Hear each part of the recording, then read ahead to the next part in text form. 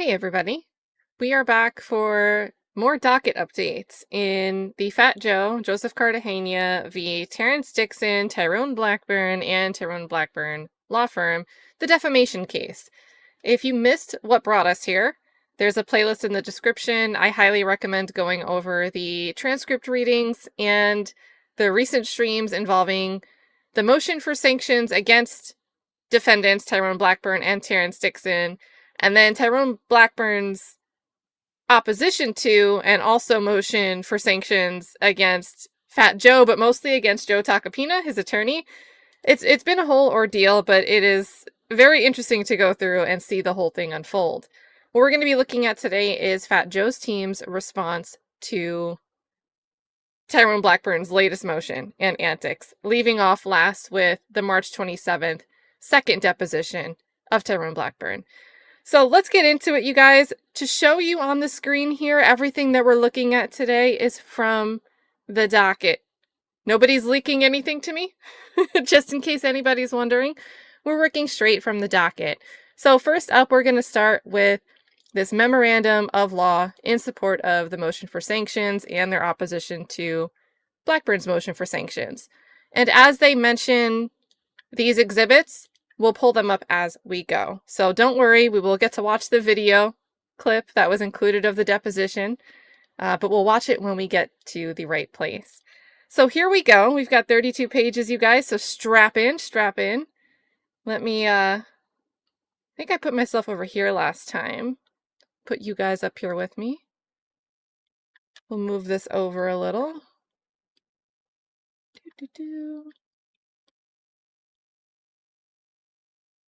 Well, that didn't really move over.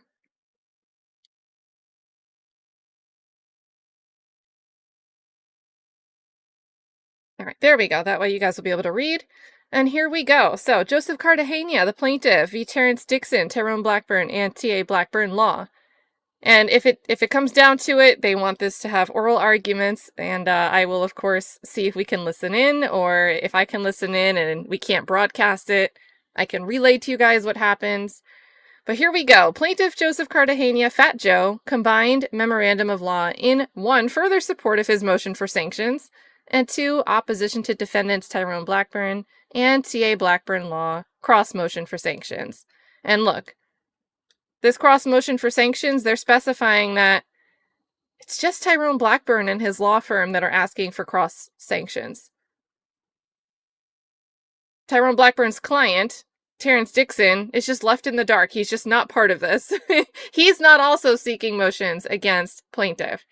But okay. So here we go. Got a whole table of contents here. It's going to be a good time. All right. So Tyrone Blackburn and T.A. Blackburn Law, collectively Blackburn, their opposition to Joseph Cartagena's motion for sanctions, we're going to call that the motion, is notable as much for what it omits as for what it contains.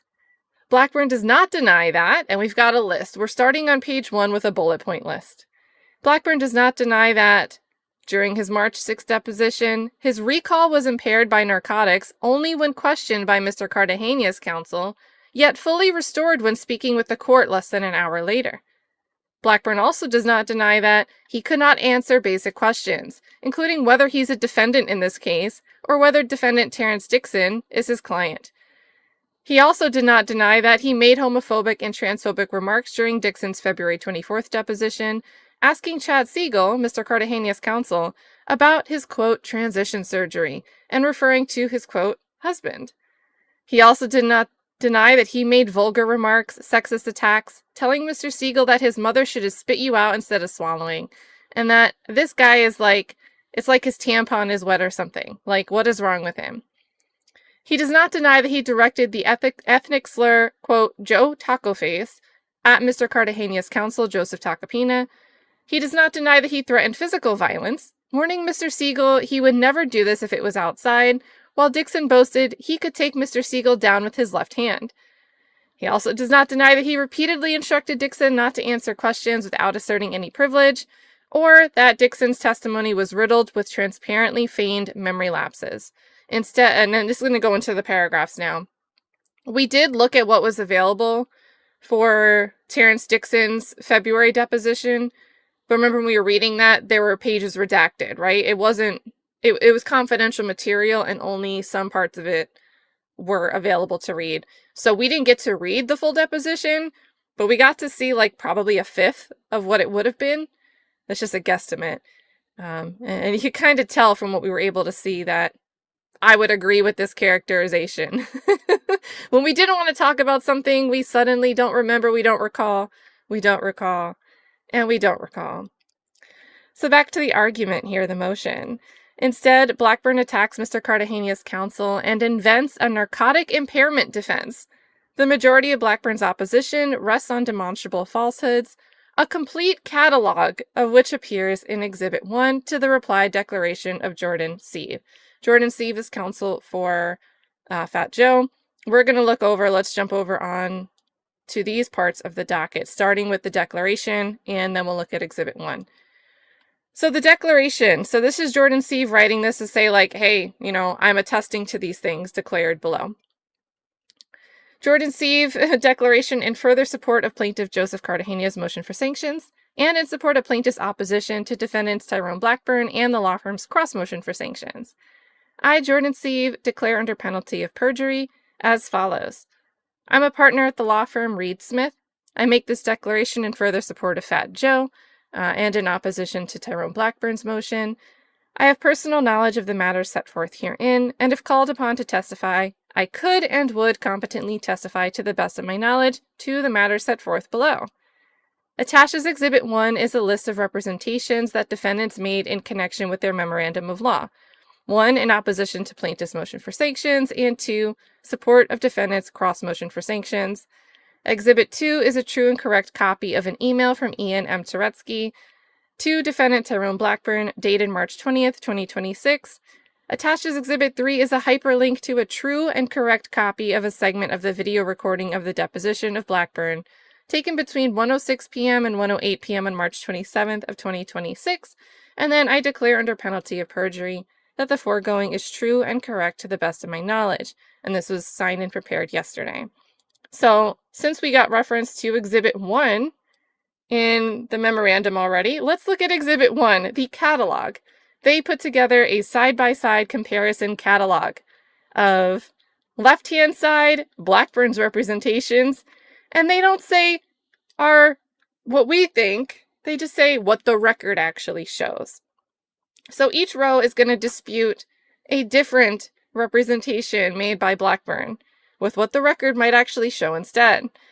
So first up, we have Blackburn repeatedly represents that his March 6 deposition was designated confidential or highly confidential under the court's protective order. Here's some examples. Quote, those materials were designated confidential under this court's protective order. Quote, these materials were designated confidential under the court's protective order from a different line. They were comprehensive, coordinated disclosures of highly confidential protected deposition materials. Those are just some examples of how he represented this. What does the record show? Here's their right column.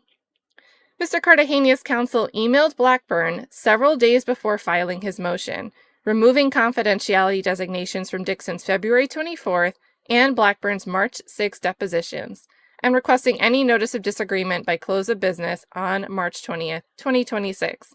So we're going to take a look at this email exchange. Having received no objection to Mr. Cartagena's de-designations for 4 full days, Mr. Cartagena's counsel filed the motion for sanctions containing the de-designated transcript pages. Mr. Cartagena's counsel did not file any information designated as confidential and fully complied with the court's order. So they're saying here, we took all the steps as necessary, and you had a chance to say you wanted this to be confidential, but you ignored it. You ignored it. Also, Blackburn has never since asked Mr. Cartagena to seal the documents or moved this court for relief. His argument is frivolous. And we talked about that during the last stream. We looked at the docket. Where is the request from Blackburn to seal this stuff and pull it off the docket? We didn't see anything. He didn't take any such action to ask the court to, hey, could you strike this from the record? Could you remove it? It should be under seal. So it shouldn't be publicly filed. Didn't even ask.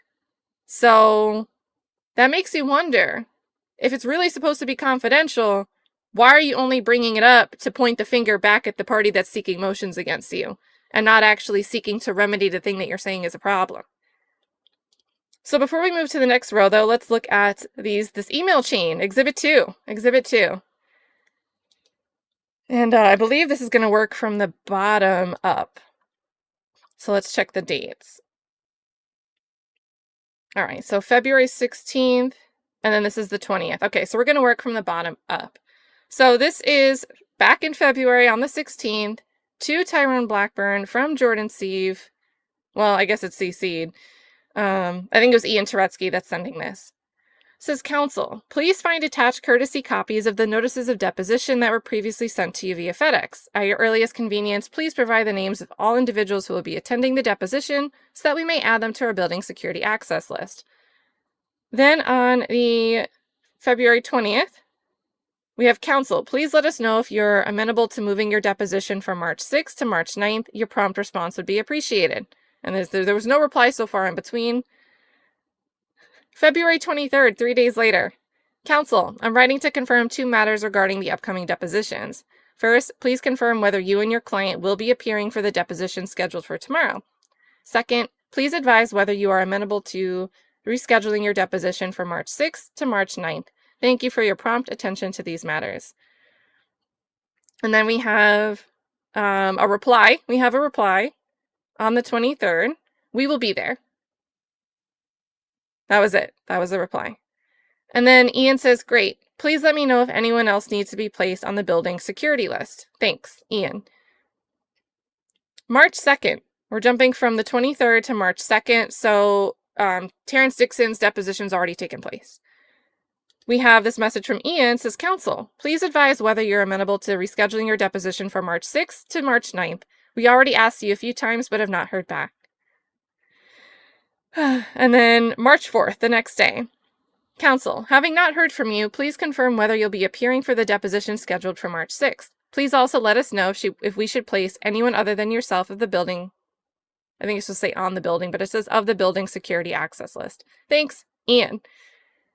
Then the next we have is March 7th. So this would be after the first deposition that had to be ended after they called the judge and asked for the continuance.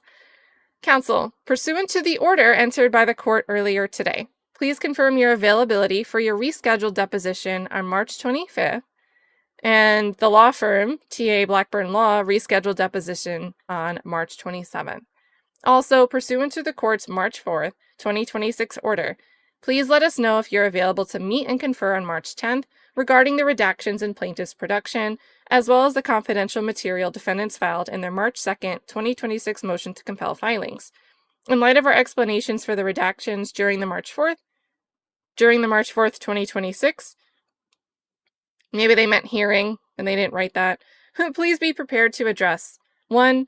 Which redactions defendants continue to take issue with, if any, and why, and 2. Whether defendants object to the confidentiality designations for the materials the defendants filed in their March 2nd, 2026 motion to compel filings, and, on a document-by-document basis, the reason for those objections.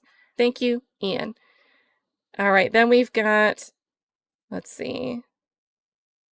Okay, this is also from Ian on March 10th, so 3 days later. It says, Counsel, following up on me below, please confirm your availability. So, and they repeat, also let us know if you can meet and confer regarding the court's March 4th, 2026 order. March 11th, the next day, Counsel, I'm again following up on the below. March 12th, the day after. Counsel, I'm again following up on the below. When can we meet pursuant to the court's order? Let's see. And then we have from Ian, March 20th. So that is 8 days later.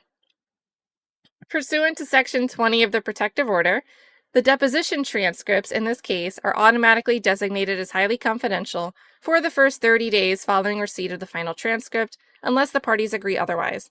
As you are aware, we also designated Mr. Dixon's deposition and deposition transcript as confidential at the conclusion of his February 24th, 2026 deposition.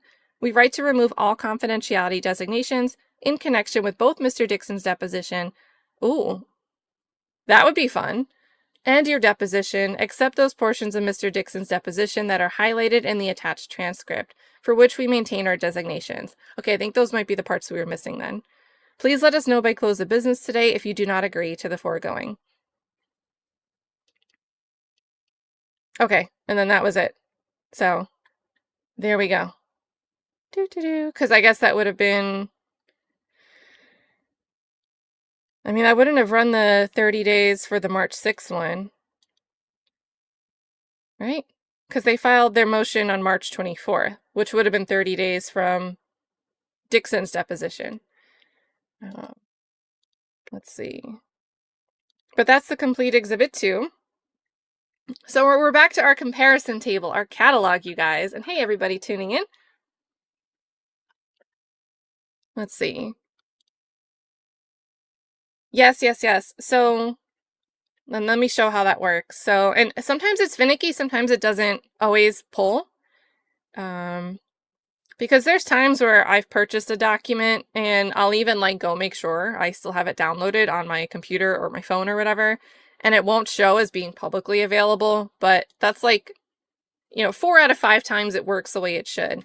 But if you go to Court Listener and you use their recap, which is Pacer spelled backwards, Pacer, kind of a pain in the butt. You have to create the account to purchase the documents if somebody hasn't already purchased them. So when this is missing, I have to log into Pacer. I always forget my password. It's a pain in the butt. But once I download something, typically these buttons become blue or a download button if your window's bigger. And you can download the document. It crowdsources anything that has already been paid for by somebody through the Court Listener Pacer recap system. So James Phipps is in the chat talking about that. It's a great thing to know, because you could try to go to the court website and have to pay on your own, or go through Pacer and pay on your own and deal with having to create a Pacer account. It's not a fun time. You would think that they would like step up their game. It's like 2026, get with the times. But it is really cool that Court Listener exists to increase access to court documents and reduce the expense and burden of procuring them. So a lot of this, in this case, not even just for me, but /star has also purchased a lot of documents. I'm sure others have as well, but it's been nice. Sometimes I pull up this document and they're already there, publicly available, and not leaked in a coordinated scheme by Fat Joe's team to myself and Complex Magazine. So very, very cool feature. Love to see it. Love to see it. All right, but the second, let's get back. We were here, right? We're in our second row. In our second row here, we've got Blackburn repeatedly represents that Mr. Cartagena and his counsel leaked information to the press and certain social media accounts. So here's some examples. On March 24th, 2026, the very day this motion was filed, plaintiff and his counsel caused confidential deposition transcripts and video recordings, blah, blah, blah, blah, blah. And then the motion relies on deposition testimony that plaintiffs simultaneously disclosed to third parties. What's their response here in the right column? Mr. Cartagena and his counsel did not leak anything to the press. The articles and YouTube videos that Blackburn complains of explicitly disclose that they are reporting on documents publicly filed to the docket. So here, and we looked at this last stream, we looked at the Complex article by Joe Price. Fat Joe's former hype man drops RICO, trafficking, and rape allegations against rapper. Complex Magazine, March 27th, 2026. And they quote, "In legal documents reviewed by Complex," which is the standard language when an outlet is reporting on something that came down in a filing or like a lawsuit that was filed on the docket. Then we have a link to somebody's video that says, shout out to X user who's really /star, who late at night realized that this deposition was published to the docket. So that's one of the videos in the playlist from the streams that we've done. And then another that says, containing video clips that were part of Mr. Cartagena's motion for sanctions, which is referring to the little deposition tidbits. So they're denying, they're saying, all right, he's representing to the court that there was this simultaneous disclosure of private documents to Complex and this YouTuber. But no, that's not actually the case. We've got next one. Blackburn repeatedly represents that Mr. Cartagena did not provide him with copies of the transcripts of his and Mr. Dixon's depositions. I think this is the weirdest part. I think this is the weirdest part of all of this. Like, because Tyrone Blackburn's an attorney. It's not just like, if he was representing himself and he's not an attorney, and he didn't understand that if the whole transcript was filed under seal, and over on YouTube, they're reading some parts of the transcript that were available on the docket, but it was redacted. You know, maybe someone who's not an attorney wouldn't realize that they can go and sign into a portal, and they have credentials as a party to the case to pull what was filed that isn't available to the public through the docket.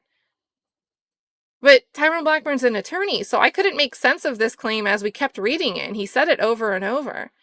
So some of the examples, he said, most remarkably, as of the date of this filing, plaintiff's counsel has never provided Mr. Blackburn with a courtesy copy of the very deposition transcripts and videos that they have shared with the entire world. The public has copies.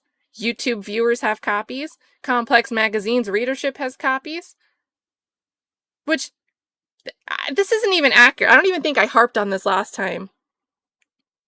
You guys could pull up this document and get copies, but how many people in the chat actually have a copy of this transcript downloaded to their device? Because do you really have a copy of it, or are you just watching it streamed on YouTube? Complex Magazine, I don't believe they included any filings in their article. They just referenced that that's where they were getting the information through which they were reporting on. But apparently their readers have copies of the files. They all just have this. It's like a new version of malware I've never heard of before. You read Complex Magazine, you watch one of these videos, and anything that we talk about, you have the files now. And somehow, even though Tyrone Blackburn is aware of these videos and aware of the Complex Magazine article, and everybody that reads or watches it has it, he didn't also have it. It's just not a logic. It's like a nonsensical reach. But anyway, let me get off the soapbox here. Mr. Blackburn, the deponent, the defendant, the attorney. Oh my god. I forgot he said this. Mr. Blackburn, this is a quote from Blackburn, clarifies himself as a deponent, the defendant, and the attorney whose professional life is being adjudicated. He specified all these things about himself while complaining that he didn't know how to get this transcript. And he says that he does not have a copy of this transcript.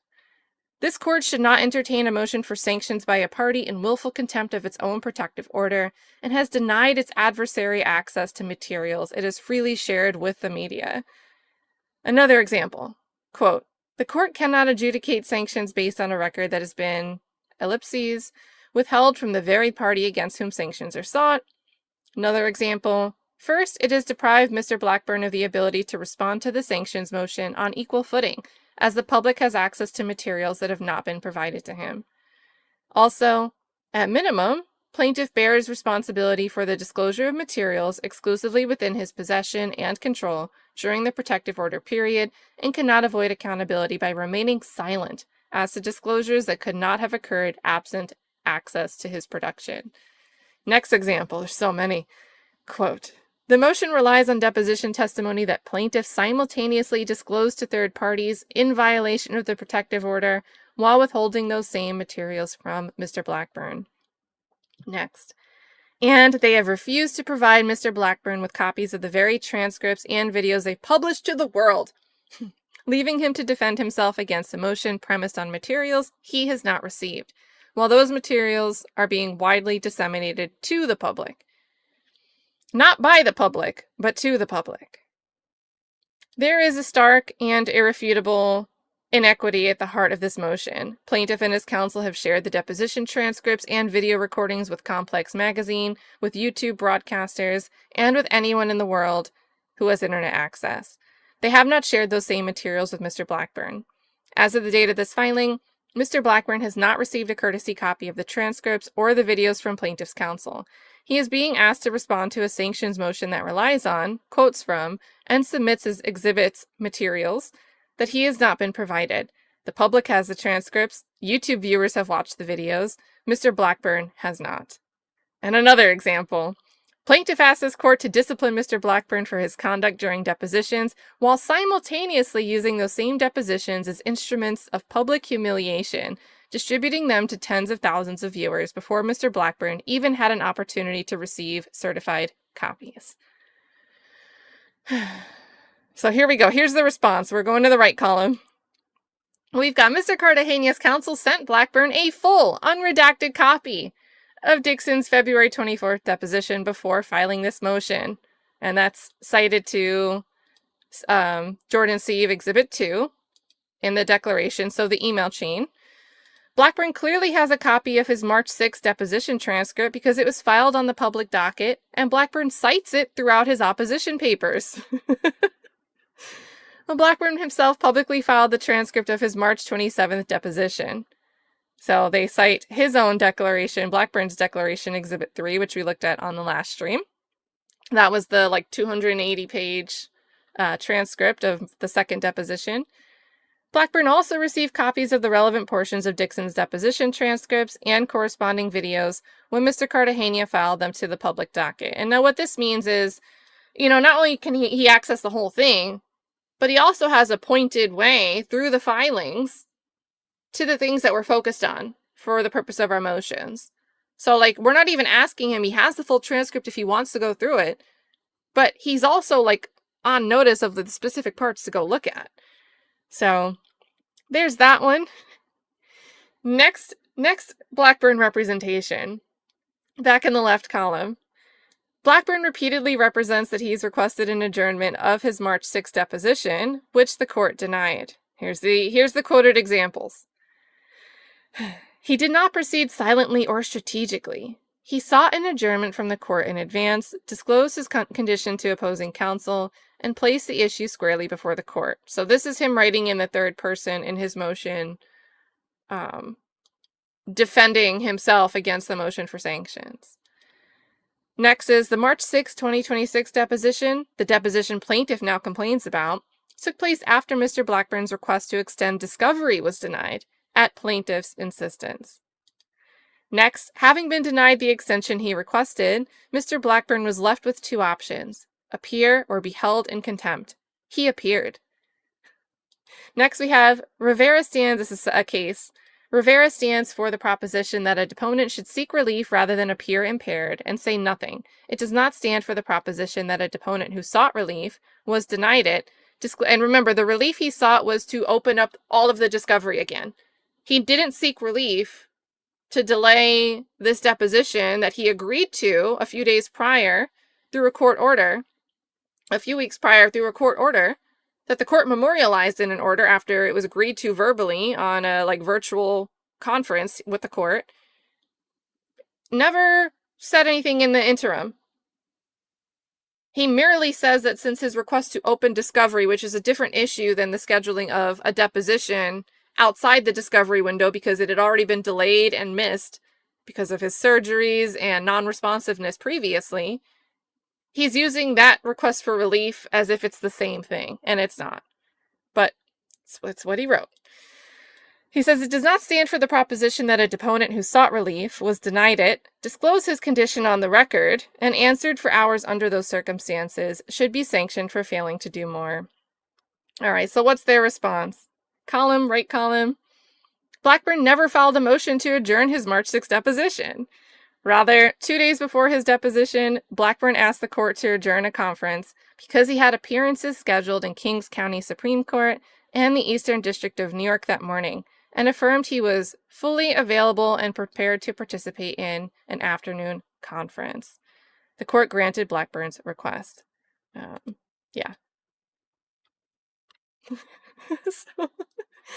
All right, next column, next representation. Blackburn repeatedly represents that Mr. Cartagena elected not to terminate or suspend Blackburn's March 6th deposition. Here's the examples. At no point did plaintiff's counsel move to terminate or suspend the deposition under Rule 30d3, nor did they seek relief from the court at that time. Instead, they elected to proceed with the examination for hours despite full knowledge of Mr. Blackburn's disclosed condition. Another example, The deposition proceeded, testimony was obtained, and no contemporaneous motion was made to compel further answers or continue the examination. Remember, this is his representation of what happened at March 6th. March 6th, where we read that transcript, and Joseph Tacopina calls Judge Rochon during the middle of the deposition to say, look, he won't even say whether or not he represents his client in this matter. Can we get a continuance? And the judge is like, all right. So what is the response? What's on the record for how this actually went down? During Blackburn's March 6th deposition, Mr. Cartagena called this court to intervene and requested a continuance of Mr. Blackburn's deposition until the week of March 23rd, 2026. They're citing this Jordan Siev declaration. The court issued an order adjourning the deposition for the week of March 23rd, and that's on the docket, item number 159. So, why would there be an order adjourning if there was never a request? What are we doing? What are we doing? And I'm loving the side-by-side. The first time I really saw a side-by-side was when we were reading the filings, the post-conviction filings, filed by Zach Adams' team. And the prosecution responded to some of those with their own tables, but it was tables that are like, all right, at this point in time, this is the state's theory of where this was. This is why the state's theory can't be true. And it was broken down in comparisons, and it made it very easy to follow. So I love being able to, it's so much easier to see it spelled out like this compared to what we were doing last time we got together. And I was like, I think they talked about this on the docket somewhere. Where was it? And we tried to search for it in real time. It's just so much easier to digest in this format. So next we've got Blackburn repeatedly represents that Mr. Tacopina lacked a basis for stating that Blackburn was indicted for running over the process server. The example. The motion does not tell this court that Mr. Tacopina accused Mr. Blackburn on the record without factual predicate. You're under indicted for running over a process server. Now, clarification here, they're going to address something different over here.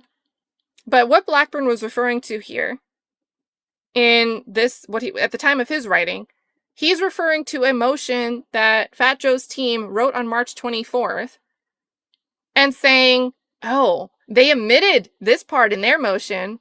Look at this part of this deposition from March 27th. Why are they omitting that? Well, you dum-dum, how could they tell the court anything that happened in March 27th in something that they filed on March 24th? But it's something that Blackburn said more than once in his motion, as if it was some big gotcha that it's not included. And even if it was, it's like, all right. But anyway, the material response to this claim, Blackburn saying Joe Tacopina had no basis for saying such a thing. Well, Blackburn is in fact under indictment for running over a process server, and then they cite the case. We pulled that up on last time we got together, really just to double check that in the meantime we hadn't seen any kind of indication that it had been dismissed. It's still docketed. So he's still under indictment. Here are the standing charges. Assault 2, injury to process server. So there we go. What a mess. It's like you wouldn't believe it until you actually see it on paper.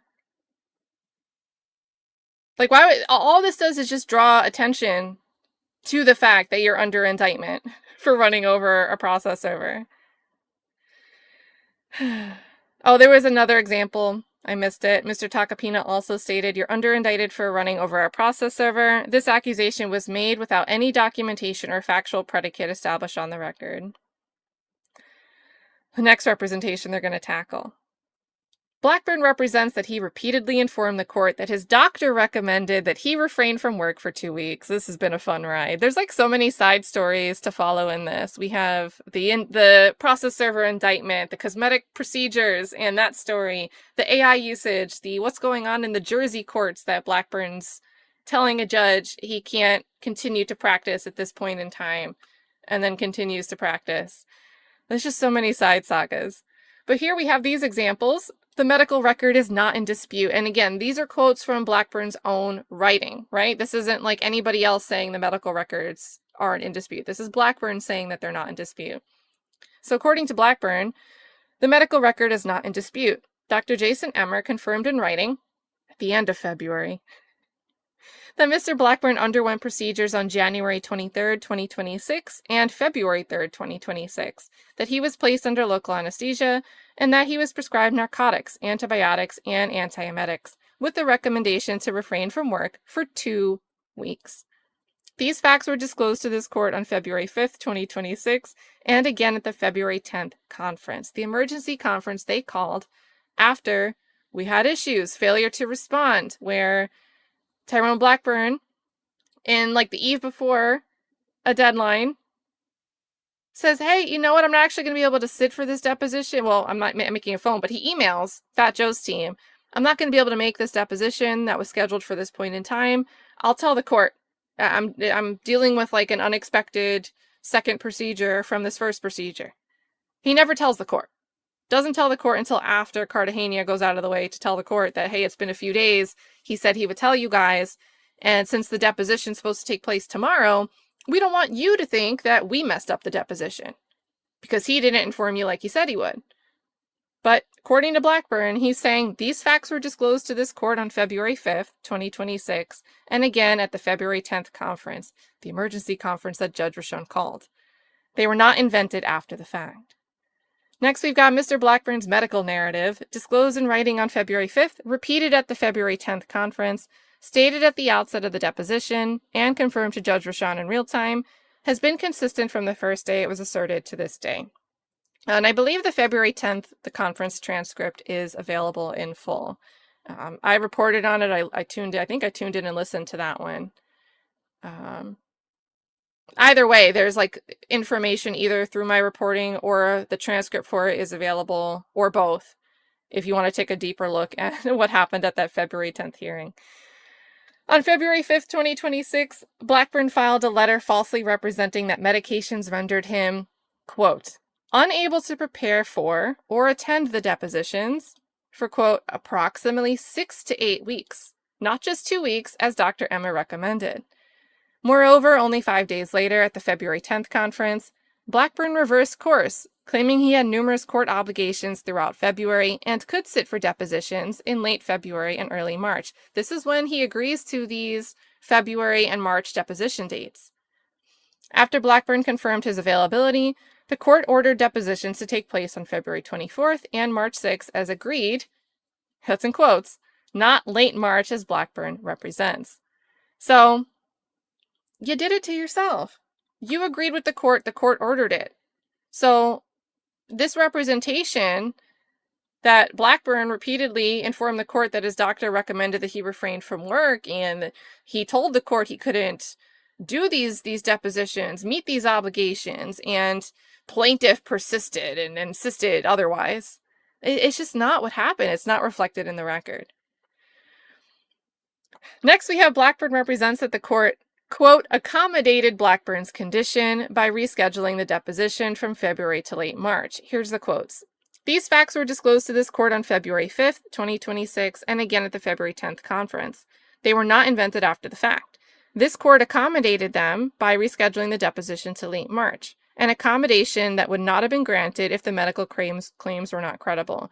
So he's using this accommodation to say that on the merits of the claim, the court somehow is saying, Tyrone Blackburn, you are making truthful representations here about your needs for us to accommodate your schedule and the underlying medical doctors know and your time frames. It's truthful.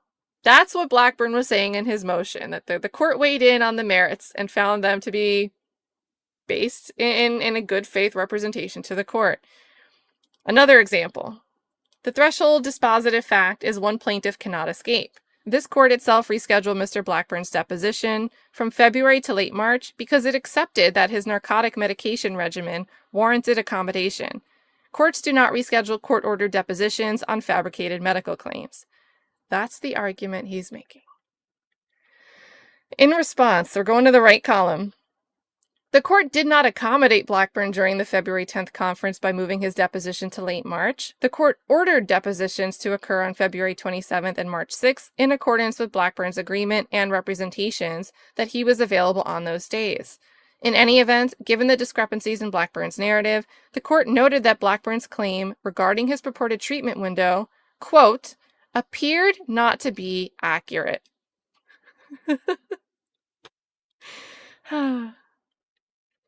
Next, we have Blackburn represents that he appeared for his deposition on court-acknowledged narcotic medication. So we've seen that above. It's the same reference. The court never acknowledged, this is the right column. The court never acknowledged that Blackburn was actually on narcotics. Rather, the court stated that Blackburn's claim regarding his purported treatment window, quote, appeared not to be accurate. Next, Blackburn repeatedly represents that he apologized for his misconduct during Dixon's February 24th deposition at the very next deposition. We have some examples from Blackburn's motion. Quote, a person who deliberately calculated every improper remark does not then apologize for those remarks under oath at the very next deposition. Next, these cases involve ad hominem filings, citation errors, and jurisdictional error. They do not involve an attorney then apologizing under oath for intemperate remarks at the very next deposition due to the impact the narcotics had on his mood. So he's distinguishing from case law that Fat Joe's team relied on, or trying to. He apologized for his intemperate remarks under oath at the very next deposition. All right, now what's Fat Joe's response to this representation? Blackburn made homophobic, transphobic, sexist, and threatening remarks during Dixon's deposition on February 27th. I think this is supposed to be 24th. I think that's a mistake. Far from apologizing at the very next deposition, Blackburn doubled down on his transphobic remarks. Question, and this is a quote from the March 6th transcript. Do you remember asking Mr. Siegel what was the date of his transition surgery? And then the answer was, he's having a transition? I thought he transitioned already. And that's one of the video clips that he submitted and why we're able to have seen that a few weeks ago when we looked at it. So, yeah, you didn't apologize at the very next deposition. And by the time we got to the March 27th deposition, which only happened because the court granted a continuance because of what Blackburn was doing on March 6th, we only have that apology after the March 24th motion for sanctions was filed by Fat Joe's team. So we don't get a timely apology. We don't get an apology at what's actually the next deposition. We actually have another slick remark about the same subject matter. Like you're pretending facetiously to play dumb and you don't remember it happening, but yet you keep the joke going with that, oh, I thought he transitioned already. It's talking out the side of your mouth. And then you wait until you have a motion for sanctions to apologize on the record. And in your motion, you emphasize, oh, it wasn't bad faith, court, because I apologized on the record. On the record. It's on the record.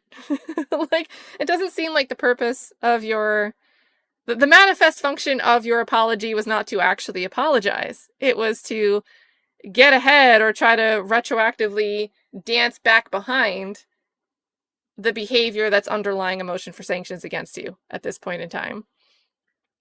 Next, we have Blackburn repeatedly represents that the court deprived him of the opportunity to take Mr. Cartagena's deposition. We've got a party cannot invoke the court's remedial authority to obtain a second bite at a witness while its adversary never had a first. Another, to the extent plaintiff separately requests a continued deposition of Mr. Dixon, that request should be denied without conditions, or, in the alternative, granted only subject to a standing order governing the conduct of both sides equally, and only if defendants are simultaneously afforded the opportunity to depose plaintiff, which this court denied at plaintiff's insistence. Defendants have been required to defend a defamation action without ever having had the opportunity to examine the plaintiff under oath, to test his credibility, probe the basis of his claims, and develop the evidentiary record necessary to mount a full defense. So we've got the response. Blackburn could have, but chose not to, depose Mr. Cartagena during fact discovery. The court merely denied Blackburn's baseless motion to reopen fact discovery after it had long since been closed. And this is this denial of this request to reopen fact discovery is the same thing that Blackburn was relying on. Like, oh, I told the court that I couldn't do this stuff right now. But the remedy was denied. This is the remedy. The whole fact window, reopen it. We now want to depose Fat Joe because we didn't actually get off our butts and do it for the last year. Blackburn represents that Mr. Tacopina engaged in over an hour of harassing questions during his March 6th deposition. Their response to that is that Blackburn does not, because he cannot, cite to a single harassing question during his March 6th deposition. In fact, he does not cite to any question from his March 6th deposition. And then finally, we have Blackburn represents that plaintiff first noticed depositions in January 2026 for dates that fell within a period Mr. Blackburn had already communicated to the court would be affected by his medical treatment. The response is that in early January 2026, Mr. Cartagena noticed defendants' depositions for January 21st through 22nd, 2026. At a subsequent conference, the court directed the parties to complete document productions by January 16th to allow depositions to be completed by month's end, then the close of fact discovery. And in this hearing, Judge Rashawn was like, we need to get discovery closed. So these are the deadlines, and everybody agreed to the deadlines. Blackburn raised no issues with the schedule or notices. Hours after the conference ended, and after Mr. Cartagena noticed defendants' depositions, Blackburn reversed course, claiming for the first time that he was unavailable for his depositions due to a personal family matter and a pre-planned medical procedure. After. Not before the notice, but after. So that wraps up our catalog. Let's get back over. We left off, we were reading the memorandum in support. And this is where we left off and why we went over to those exhibits. Let's see where we are. Oh, this is going to be a fun reading. Consider Blackburn's unclean hands defense. He claims Mr. Cartagena refused to provide deposition transcripts, hampering his ability to respond. This is false. Mr. Cartagena sent Blackburn a full, unredacted copy of Dixon's February 24th deposition days before filing this motion. And Blackburn plainly has his own March 6th deposition transcript. It was filed on the public docket, and Blackburn cites it throughout his opposition. His claim that the entire world, but not Blackburn, has access to these transcripts is absurd on its face. If possible, Blackburn's opposition deteriorates from there. Oh, lawyers in the chat, please adopt this.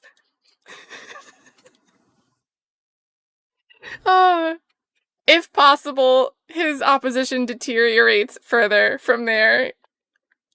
He accuses Mr. Cartagena of leaking confidential transcripts and videos to the press, while admitting that every article and YouTube video he cites discloses it is reporting on publicly filed documents. Moreover, these materials are not confidential under the court's protective order. Days before filing his motion, Mr. Cartagena's counsel emailed Blackburn, removing the confidentiality designations, and requested any objections by close of business on March 20th, 2026. Blackburn never responded, and the filing took place 4 days later. And Blackburn has never since asked Mr. Cartagena to seal the documents or move this court for relief. His argument is frivolous. This is still catching me, if possible. Oh my goodness. And I think this is Jordan Siev writing this. Hold on, we're on page 6. Yeah. So, I mean, he's a signatory. I'm sure others could have helped him, maybe, right? So this spice would be attributable to Jordan Siev, right? I love it. Jordan's on, like, the conferences, but Ian Turetsky seems to be stuck with dealing with the conferences most of the times that I've called in. And we got to know Chad a little bit from the ASAP Rocky trial when he did some of the witnesses and argued some of the motions. And then also some of the transcript that we were able to read from Dixon's deposition, since Chad Siegel did that deposition. But we don't get to see Jordan Siev in these depositions. I don't know him from any other cases, but I do think a lot of these filings and the letters to the court are written. It's Siev doing the writing. So he's spicy. He's spicy. Back up to page 6. I just don't really have a face to his name. So we've got, if possible, wait, no, well, that's the word. I won't read it again. I won't kill it. I won't pound out the joke. Blackburn's narcotic impairment defense. Blackburn's narcotic impairment defense is equally baseless. The record contains no evidence that Blackburn was prescribed a 2-month narcotics regimen for a cosmetic procedure performed under local anesthesia. His own doctor's note recommends only a 2-week respite, quote, for recovery and pain management.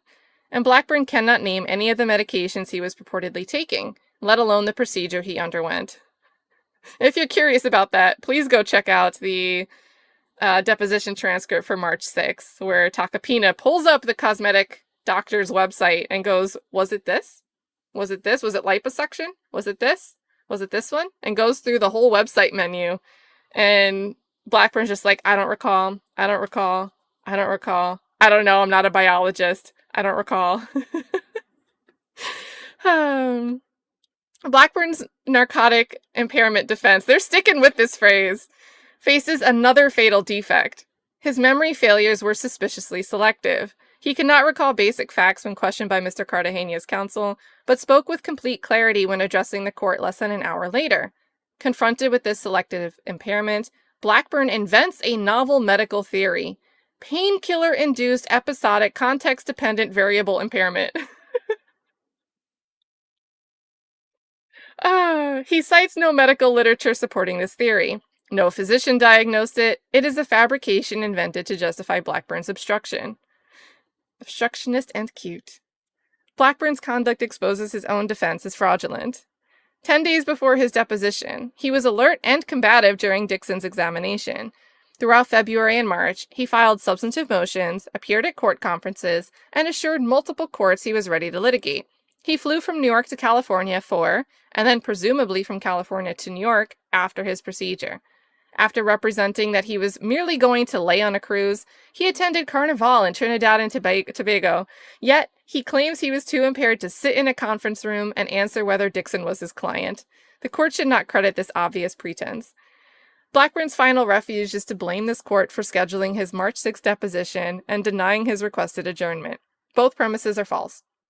First, after notifying the court of his 6 to 8 week recovery, Blackburn reversed course, representing that he had court obligations throughout February and agreeing to sit for depositions in late February and early March. Second, Blackburn never requested, and thus was never denied, an adjournment of his March 6th deposition. Yeah, and he could have taken the opportunity if he wanted it, because Ian Turetsky's emails were like, hey, would you be willing to push it to another day, like March 9th or something? Would you be willing to push this? Would you be available on another date? I'm following up on this. You never responded. So it's like the offer to not do the deposition on March 6th was like the kind of like an olive branch across the email line. It could have been there, and he didn't take it. So, oh my goodness.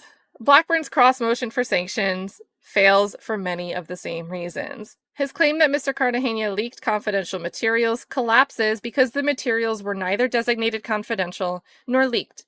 His claim that Mr. Takapina was yelling, and we're going to watch it, is contradicted by the video of the deposition. His claim that Mr. Takapina falsely accused Blackburn of being indicted for running over a process server is refuted by the indictment itself. And his professed outrage at being called a clown rings hollow from an attorney who hurled homophobic, transphobic, sexist, and ethnic slurs at counsel, and who falsely accused Mr. Tacopina of invading his space moments before the comment was made. The bad faith pervading Blackburn's opposition is precisely why this court should grant Mr. Cartagena's motion and deny Blackburn's cross motion in its entirety. All right, so if you haven't watched this video clip, and I believe out of like the 300-page deposition transcript for March 27th, this exchange happened like way deep into the trenches of that deposition, like at least halfway through. And previously, before we even got to the part that we're going to watch, there were other instances where Blackburn had said, "You're yelling. Why are you yelling? Stop yelling." So this is not even the first instance where this accusation was made. And while we were reading it, we're like, well, I hope this gives them a reason to give us a video so we can show it. So here we go. Let's watch this real quick.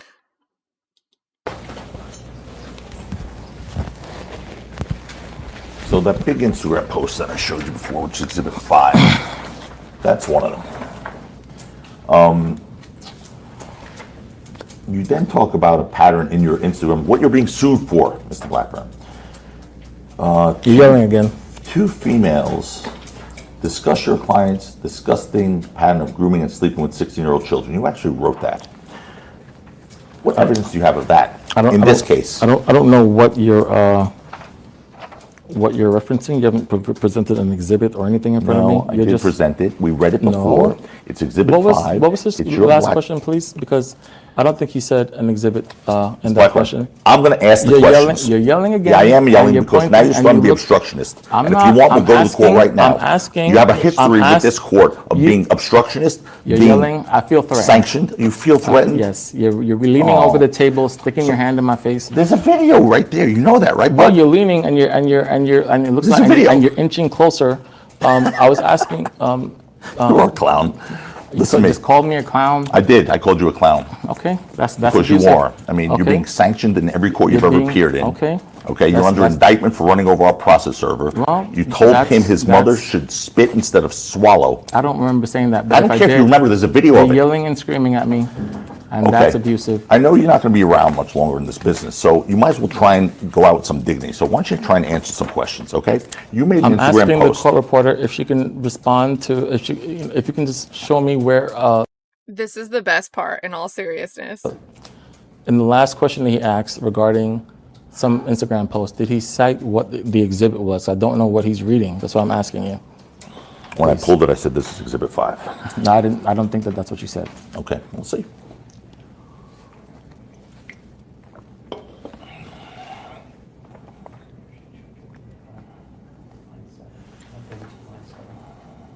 Question. So that big Instagram post I showed you before, Exhibit 5, Oh, that was Okay. one of them. I didn't hear the exhibit. Thank you. Okay.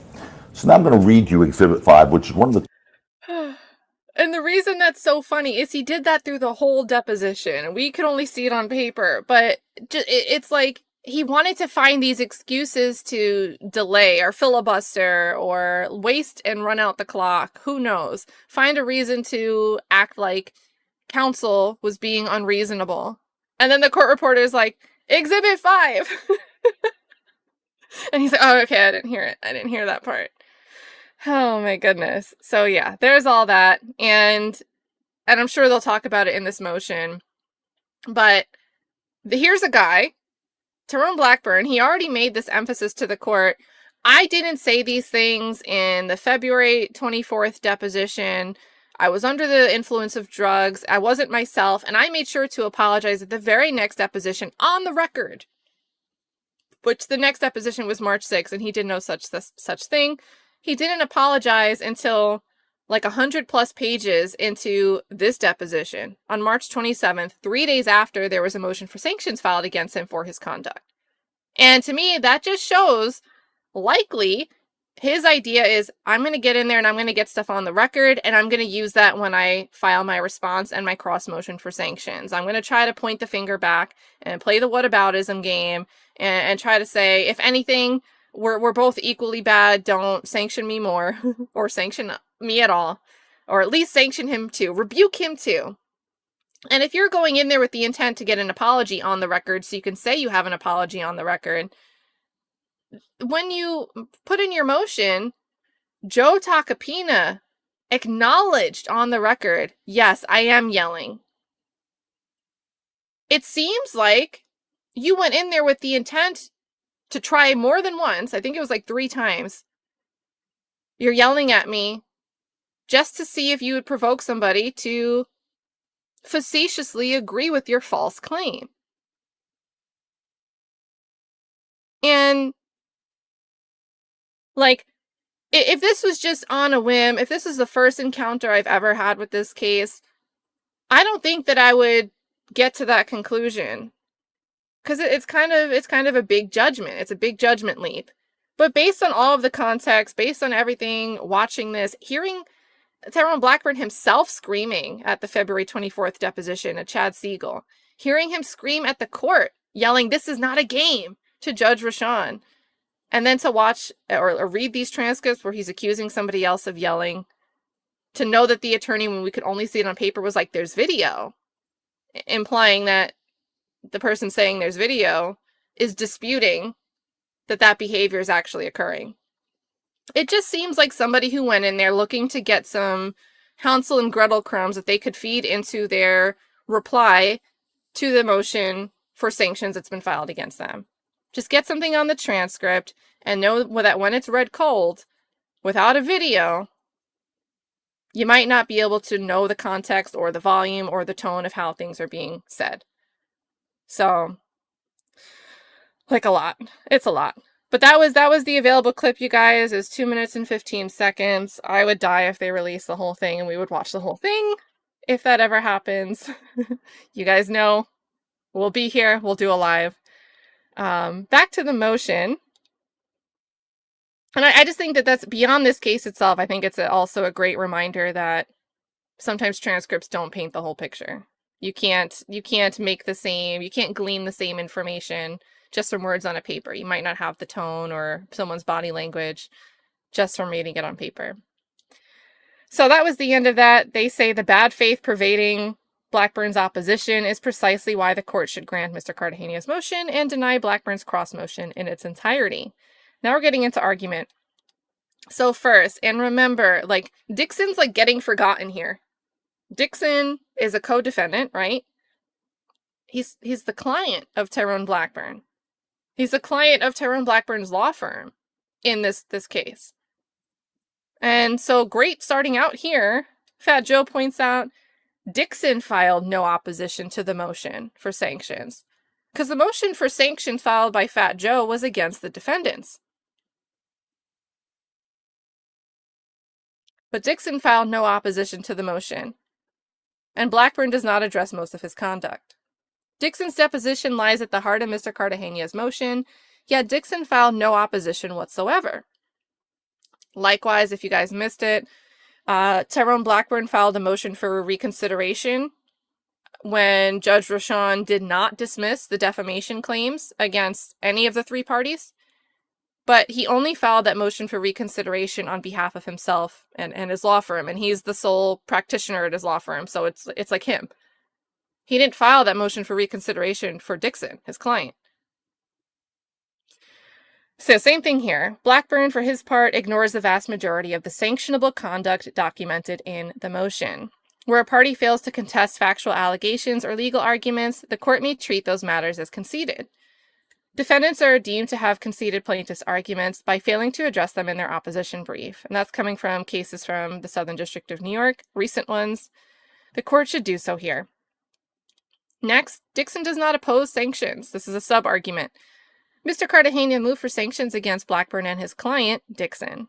Dixon does not deny making mocking comments and hurling insults toward Mr. Siegel. Yeah, is he going to claim the narcotic defense? He does not deny threatening physical violence against Mr. Siegel. He does not deny his pattern of feigned memory lapses or his reversal of sworn testimony after Blackburn suggested the video evidence could be AI generated. That's talking about the appearance, Dixon's appearance on a podcast that's on YouTube. Nor does he offer any explanation for his conduct. In fact, Blackburn filed no opposition on Dixon's behalf. Only Blackburn and his law firm opposed Mr. Cartagena's motion, just like the motion for reconsideration. The court should treat Dixon's complete failure to respond as a concession that he does not deny and cannot explain his misconduct, and as an admission that sanctions are warranted.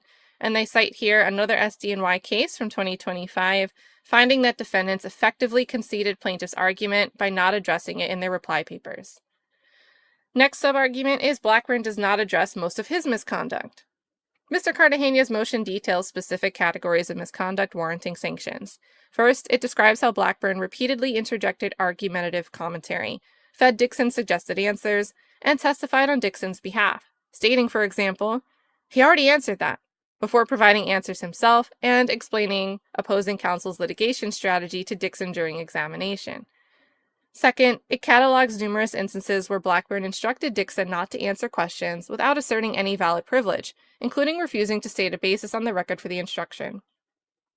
Third, it details Dixon's pattern of claiming, "I don't recall," to questions clearly calling for his knowledge rather than recollection, such as whether a person in a video was himself or whether the video could be AI generated, as well as his backtracking on prior admissions about appearing on Off the Books podcast.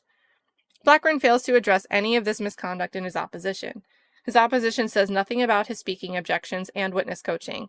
It says nothing about his instructions not to answer. And it says nothing about Dixon's evasive and inconsistent testimony. Blackburn had every opportunity to offer innocent explanations, provide context, or dispute the accuracy of the record. He did not. The court should therefore treat the motion's factual allegations as uncontroverted and its legal arguments as conceded.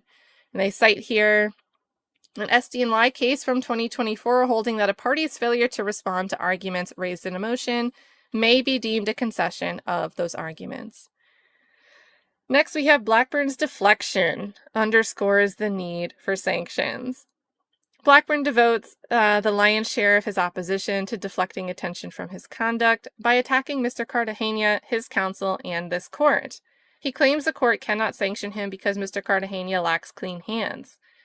And they quote here, "Plaintiff and his counsel caused confidential deposition transcripts and video records to be published that were marked confidential under the court's protective order to the press and social media." And another quote, "Most remarkably, as of the date of this filing, plaintiff's counsel has never provided Mr. Blackburn with a courtesy copy of the very deposition transcripts and videos that they have shared with the entire world." He also, basically faults this court for scheduling his March 6 deposition and denying his motion to adjourn it when the court knew that Blackburn was taking narcotics. Blackburn's unfounded finger-pointing at everyone but himself highlights the need for sanctions. Unfounded finger-pointing.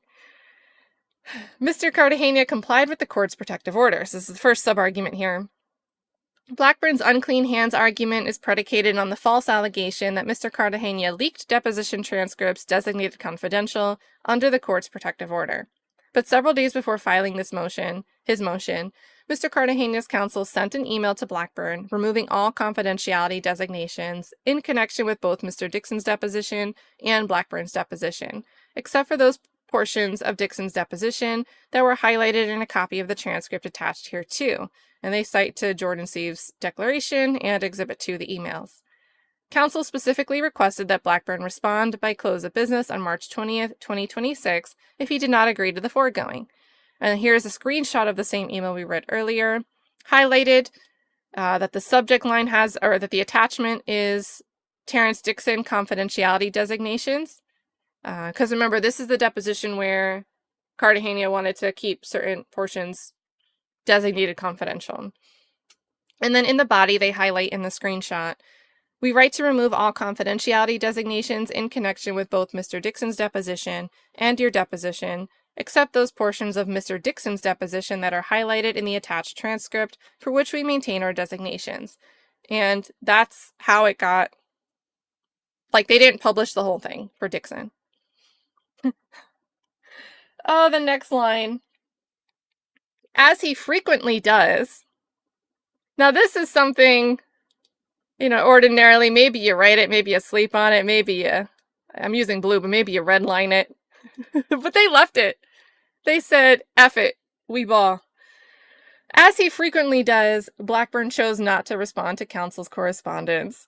Having received no objection to Mr. Cartagena's de-designations for 4 full days, maybe he was on another cruise. Mr. Cartagena filed his motion containing the de-designated transcript pages on March 24th, 2026. Mr. Cartagena did not file or leak, in quotes, any information designated as confidential and fully complied with the court's protective order. Blackburn's bad faith is manifest. First, although Mr. Cartagena filed the de-designated transcript excerpts and video with the court late on March 24th, Blackburn did not raise any objection to the filing until he submitted his opposition on April 9th, weeks later. He did not request that Mr. Cartagena remove the filing. He did not move the court to strike or seal the filing. He did not even belatedly designate the transcript pages as confidential. He took no action whatsoever. Instead, he waited weeks to preserve a baseless argument he could later deploy to claim bad faith. That's an eloquent way to put it. And if you haven't been following or you didn't tune into the last stream on this, one of the reasons that this is such a big deal is this something that might slip your mind? You don't think of doing it? Maybe as a layperson, you'd think an attorney would think, oh my gosh, this stuff I don't want out there for myself or my client. That's also my co-defendant. This is crazy. Why is this out there? He filed this the same day. I'm seeing it everywhere. It takes no action. You'd think you would at least try to think of what I could do. Ask the court to take it down. Ask the party to take it down. Even if he doesn't always think like an attorney, this should have been top of mind because just a few weeks prior to this, Tyrone Blackburn filed something that's confidential without redactions onto the public record. And overnight, I think it was Jordan Siev had written in a letter requesting emergency relief. And once the judge looked at it, agreed, you guys need to meet and confer about if you dispute any redactions, Mr. Blackburn, you need to let opposing counsel know. And if you guys can't meet and confer and come to a resolution together, then bring those specific things to me and I'll decide. I'll play referee. But she struck it from the record. She had the clerk take it down. And that was swift. It was prompt. It was what you'd want your attorney to do. I'm sure I'd want my attorney to do. If something that was supposed to be redacted, it was stuff that related to other third-party business relationships for Fat Joe that aren't really part of this case. And all of their contact information and everything. I'd want that redacted if I have the right to ask the court to redact something like that. It follows the court's standing protective order and opposing counsel filed it anyway. I'd want the action to be swift and taken. And here, Blackburn's, again, he takes no action. Instead, he waited weeks to preserve a baseless argument that he could later deploy to claim bad faith. Yeah, there isn't really convincing me that Blackburn is making this argument in good faith. So second, Blackburn has not demonstrated, let alone suggested, that anything in the transcript is confidential. We've got a footnote here. Blackburn conclusively argues that the portions of the transcript filed by Mr. Cartagena distorted the evidentiary record, that's in quotes, and do not provide the full context, in quotes. That's from his opposition brief. Tellingly, Blackburn could have, but did not, submit any additional portions of the transcript showing the context Blackburn claims was missing. He simply pointed to something that happened 3 days later, where he was called a clown. That's really the heart of the opposition brief. 3 days later, he called me a clown, and he didn't tell you that in his motion. So next we've got, let's see. Blackburn has not demonstrated, let alone suggested, in parentheses, that anything in the transcript is confidential. Rather, Blackburn is upset that the transcript reveals his unprofessional conduct, including homophobic, transphobic, and sexist remarks. There is no basis for arguing that the de-designated transcripts contain confidential information, and Blackburn does not even try to manufacture one. Third, Blackburn's own conduct demonstrates bad faith. Despite his objections to Mr. Cartagena's filing of transcripts that were not marked confidential, Blackburn himself breached the court's protective order when he filed the entirety of his March 27th deposition transcript, with the court notwithstanding that it was presumptively confidential. And we looked at that. It had confidential on the page markers. At the top, I think. He did that despite this court's ruling that he previously failed to comply with the court-ordered protective order dated December 8th, 2025, by filing such documents without following the process set forth in the order, including paragraph 21, and warning him that future noncompliance will not be tolerated. Now, I don't think that this isn't Fat Joe saying you did it too for the sake of saying you did it too, or it doesn't even seem like they're, I don't think they think the March 27th deposition looks bad for them. I don't think that that's what they think. But this seems like a reminder. Don't forget, there's a new judge that was referred this case. So now it's Jennifer Wilson presiding over this case. Although there's a different sanctions motion. Judge Rochon said she still wants to handle that old outstanding motion for sanctions. But this should be before Jennifer Willis's court. And so this is a good way to remind the court or cue the court in, especially a newer judge that, even Rochon might have forgotten what happened on December 8th. But this new judge saying, hey, Judge Rochon, the court before you, here's a pointer. Just so you know, here's a little tidbit for you to have front of mind while you're considering what we're asking you for here. He's already been put on notice that he shouldn't not comply with this in the future, and it won't be tolerated. So don't tolerate this. Accordingly, Blackburn's unclean hands argument lacks merit. So next, sub-argument. Blackburn claims that he lacks copies of the deposition transcript is false. Blackburn argues that, most remarkably, they quote that, Mr. Cartagena has never provided Mr. Blackburn with a courtesy copy of the very deposition transcripts and videos that they have shared with the entire world. This argument fails on multiple grounds. First, Mr. Cartagena had no obligation to provide courtesy copies to Blackburn, who could have purchased copies from the court reporter just as Mr. Cartagena did. Second, shout out to Veritext. Second, the argument is internally inconsistent. So, the core of Blackburn's grievance is that Mr. Cartagena shared the transcripts with the entire world, which would necessarily include Blackburn himself. He's just over, sitting on his own moon. he's on one of Jupiter's moons. He's like, Jupiter, you've got too many moons. What are you doing over here? And he just, Blackburn floats off out into space. He's not part of this Earth anymore. This is just, I love it. Moreover, Blackburn's claim is demonstrably false. Mr. Cartagena provided Blackburn with a full, unredacted copy of Dixon's February 24th deposition on March 20th, 2026. And they're relying on Jordan Siev's representations and the email, the attachments. Blackburn also received copies of his March 6th deposition transcript and video clips when Mr. Cartagena filed them with the court on the same day, which he cites throughout his opposition. And Blackburn himself filed his March 27th deposition with the court in violation of the court's protective order, further demonstrating his access to these materials. In short, Blackburn's assertion that he was denied access to the deposition transcripts is contradicted by the record. He received courtesy copies, had access to publicly filed documents, and filed transcripts himself. Mr. Cartagena did not leak confidential information to the press. Blackburn accuses Mr. Cartagena and his counsel of committing what he calls the most serious discovery violation in this case. Apparently, Blackburn believes that plaintiff and his counsel caused confidential deposition transcripts and video recordings. Oh, this is going to be good. He's going to say, well, then he committed the most serious discovery violation if that's the case. Is that what we're going to do here? Let's go, Jordan. You call this, you say, your own words, Blackburn, this is the most serious discovery violation. So he believes that if you cause confidential deposition transcript and video recordings to be published in Complex Magazine, broadcast on YouTube to tens of thousands of viewers, and distributed across social media platforms, this accusation is baseless. I would have gone there. Maybe he will. I would say, Your Honor, he's requesting that you treat this like one of the most serious discovery violations.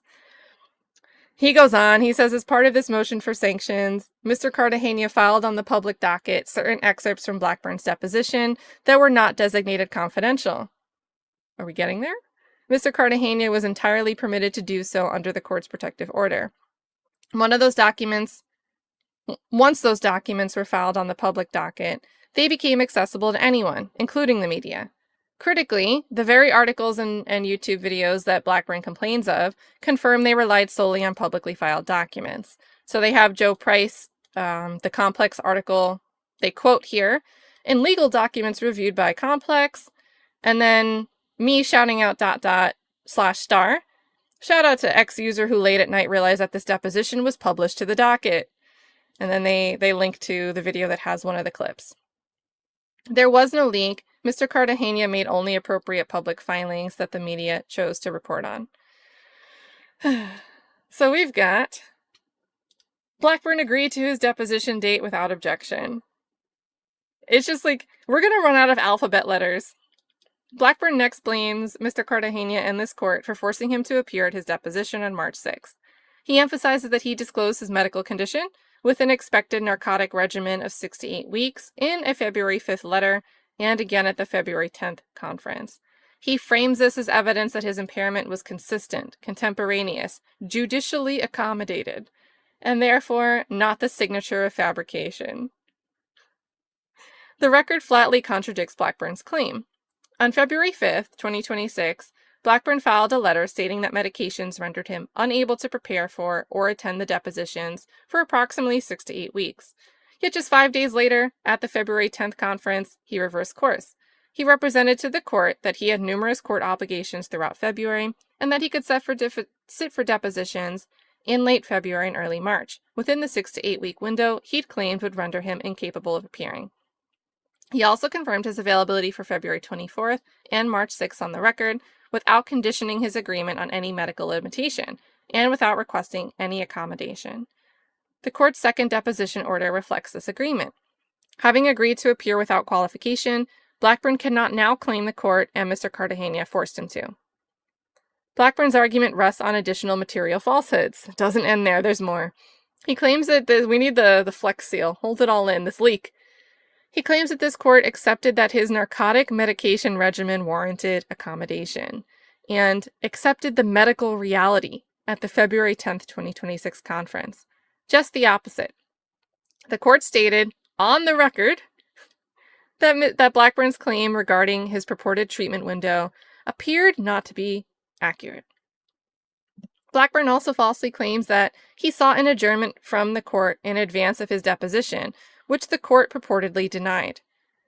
And then in parentheses, they quote, having been denied the extension he requested, Mr. Blackburn was left with two options, appear or be held in contempt, and also, that principle has no application here because Mr. Blackburn did exactly that.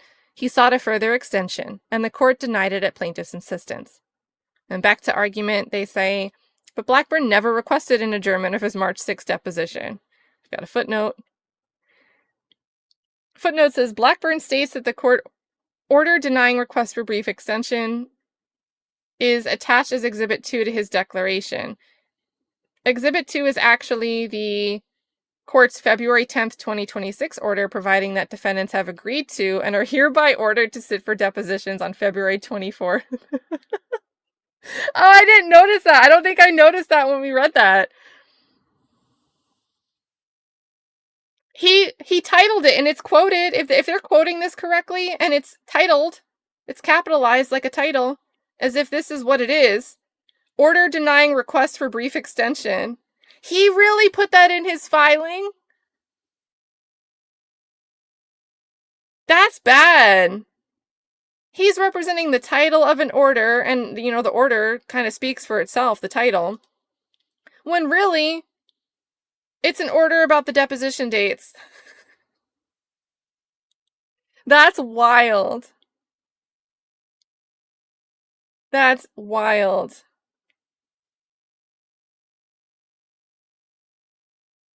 Lord. So yeah, they say Blackburn never requested an adjournment for his March 6th deposition. He just claims in his opposition brief that he did, and it was expressly denied. Rather, 2 days before his deposition, that's bad. Rather, 2 days before his deposition, Blackburn asked the court to adjourn a conference because he had appearances scheduled in Kings County Supreme Court and the Eastern District of New York that morning, and affirmed he was fully available and prepared to participate in an afternoon conference. He requested only an extension of the already expired discovery deadlines to depose Mr. Cartagena, and never once suggested he could not attend his own March 6 deposition. And they cite here, this is docket item number 152, line 1, seeking a limited reopening of the fact discovery period for the sole purpose of reviewing the unredacted documents, serving subpoenas, and deposing any individuals whose identities were improperly withheld through over-redaction. Finally, Blackburn claims that Mr. Cartagena did not seek relief from the court during Blackburn's deposition, and instead elected to proceed with his examination. This too is false. Once it became clear that Blackburn was feigning incapacitation, Mr. Tacopina called the court and requested an adjournment, which the court granted. Blackburn's claim that he was forced to appear is thus false in every respect. Oh man, guys. Next argument on the chopping block is the narcotic impairment defense. Oh my gosh, this is crazy. Blackburn's narcotic impairment defense provides no shield for his misconduct. Blackburn's core defense for his unhinged conduct during his deposition is that it was caused by genuine narcotic cognitive impairment rather than deliberate bad faith. This defense fails because A, there's no credible evidence that Blackburn was under the influence of narcotics at the time of his deposition. B, the evidence shows that Blackburn feigned impairment and made material misrepresentations to the court to bolster his excuse. And C, Blackburn's episodic, context-dependent, variable impairment theory is quackery, inapplicable even under its own terms. Quackery. Inapplicable quackery. Sub-argument. Blackburn has produced no credible evidence of using prescription narcotics. My face is gonna hurt after this stream. Why do you read motions? Because it's funny. Some stuff isn't funny. And I don't wish someone to have to sit through and deal with litigation like this. But since you've got to deal with somebody, I like to see a mighty pen take on the task, or a keyboard, I guess. So Blackburn has produced no credible evidence of using prescription narcotics. Blackburn claims he should not be sanctioned for thwarting his deposition because he ingested multiple medications, including narcotics, the morning of his deposition. Blackburn has produced no evidence corroborating that claim. During his deposition, Blackburn could not identify any of the medications by name. He could not identify the type of medical procedure he supposedly underwent. He could not identify his doctor's medical specialty. Blackburn has produced no new evidence in his opposition. The only documentary evidence in the record, a February 27th, 2026 note from Dr. Jason Emmer, a cosmetic surgeon, contradicts Blackburn's narrative. Dr. Emmer merely advised Blackburn to refrain from work for 2 weeks after his procedures for recovery and pain management. Dr. Emmer says nothing about a months-long narcotics regimen. Having been hoisted with his own petard...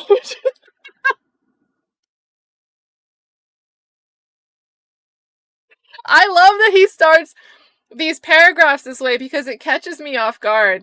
Like, sometimes the spice is in, like, the middle of a section, or it's in a footnote, and you know you're about to get something good when you've got to, like, elaborate in the footnote. Or it'll be the final phrase of a sentence. Jordan just, like, starts new paragraphs like this. He says, having been hoisted with his own petard. We have to end this stream with a sea shanty.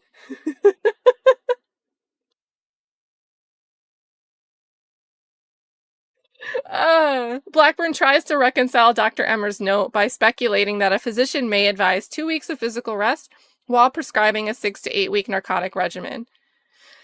They say, true in the abstract, a doctor may do so, but abstract possibilities are not evidence. Blackburn must show that his claimed impairment actually existed, not that it hypothetically could have existed under some imaginable set of circumstances. On this record, there is no evidence whatsoever that Dr. Emmer, or anyone else, prescribed Blackburn a month's supply of narcotics for a cosmetic surgery performed under local anesthesia. No prescription records, no pharmacy dispensing logs. Just bring the bottle. Bring the bottle. No follow-up treatment notes, no affidavit from Dr. Emmer confirming any such regimen. To the contrary, the only documentary evidence before the court shows that, on February 27th, weeks later, Dr. Emmer advised Blackburn that he needed just 2 weeks for pain management, a period that had long since elapsed by the time of his March 6 deposition. Blackburn's unsupported speculation about what any physician may prescribe cannot overcome what his own physician documented. I got a footnote. Blackburn could have, but did not file any such evidence with the court under seal. Yep, so you can't lean on the excuse like, well, I didn't want to say it in that deposition because I didn't know who might hear that information. Well, you could have taken the opportunity to inform the court as part of your opposition to this stuff. And you didn't. Next sub-argument on the, I gotta get the phrase right, the narcotic, narcotic impairment defense. The NID. Blackburn feigned impairment to obstruct his deposition. Isn't that cute? The surrounding circumstances further belie Blackburn's claim of incapacity. As more fully described in Mr. Cartagena's moving brief, Blackburn was alert, aggressive, and fully engaged for hours during Dixon's deposition, just 10 days before his own deposition.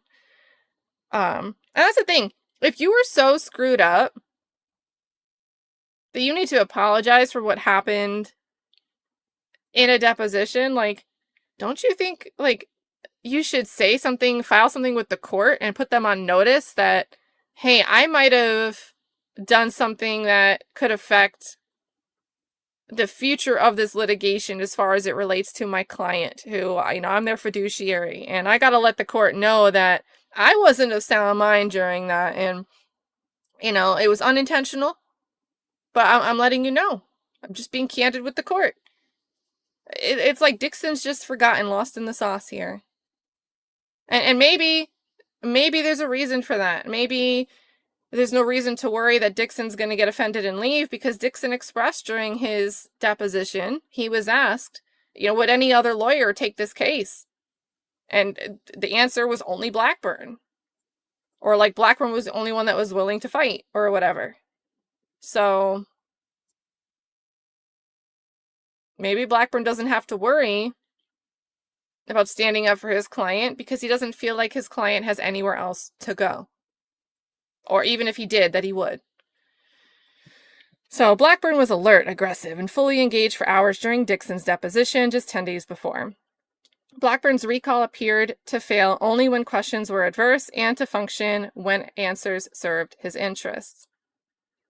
On February 5th, 2026, Blackburn filed a letter stating that medications rendered him unable to prepare for or attend the depositions for approximately 6 to 8 weeks, but just 5 days later, at the February 10 conference, he reversed course, claiming he had numerous court obligations throughout February and could sit for depositions in late February and early March. On February 13th, 2026, Blackburn assured Judge Semper that his health challenges had been addressed, and that he will continue as counsel, and was able to represent plaintiffs going forward. And remember, some of this stuff is stemming from like December letters to these courts in New Jersey. So whatever he was going on that was impacting him in December couldn't have been caused by medication that had been prescribed for the purpose of his January and February procedures. When questioned about his ability to take a 10-day international vacation but not sit for a deposition, Blackburn claimed he was not flying anywhere. In reality, he flew to Puerto Rico just days after his last procedure, and then set sail on a cruise to Trinidad and Tobago for Carnival. Blackburn concedes that he continued working during his Caribbean cruise. Blackburn also admits he thinks he traveled to California for his procedure, obviously requiring a return trip.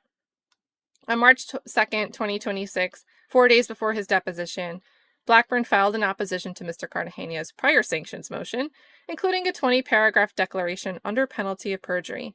The same day, he also filed an emergency, and it's in quotes, motion to compel and to extend discovery deadlines. 2 days before his deposition, Blackburn asked the court to adjourn a conference because he had appearances scheduled in Kings County Supreme Court and the Eastern District of New York that morning, and affirmed he was fully available and prepared to participate in an afternoon conference. After his failed deposition, Blackburn filed 2 additional motions containing detailed factual and legal analysis about why the court erred in denying his motion to dismiss and why it should permit him to file an amended complaint. This is not the conduct of someone impaired by narcotics. Blackburn glosses over most of this conduct, and his attempted justifications for the rest are wholly unpersuasive. Blackburn dismissively claims that his letter to Judge Semper is of no moment because it concerned mitigation litigation obligations, not about completing a narcotic pain management regimen. This rationalization is bewildering. Attending a notice deposition is indisputably part and parcel of managing litigation obligations. Yeah, I think depositions kind of, you got to be sharp on your toes, because I think with depositions you have the opportunity to go a little bit further than you may be able to do once you're at trial. It's also setting you up for, you have a back burner for what you can reference if someone takes a stand at trial and things, there's different statements coming out now. So I think it's a very important time to be sharp. One of the reasons I like depositions is because attorneys try to be on their best game. And it's a bit unabridged. It's like the director's cut of certain things. Because objections, you can still listen through them. The court's not cutting them out because it's not being presented to a jury. So, yeah, this rationalization is bewildering. Attending a notice deposition is indisputably part and parcel of managing litigation obligations.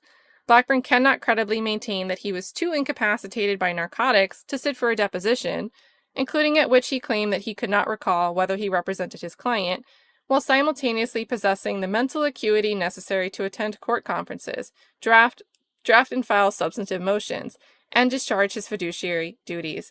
And this part is so critical to me, because you still never raised an issue. You only want to excuse your conduct for how you talked and the remarks that you made, specifically homophobic, transphobic, and then the ethnic epithets about Joe. You want to come up with an excuse now that there's a motion for sanctions and a request to report you to the Bar Grievance Committee. But you never raised your hand and said to the court, look, I was so far gone at my client's deposition where it's important, very important for me to be not incapacitated, not on narcotics. And I have no concern about what performance may have transpired for the sake of my client.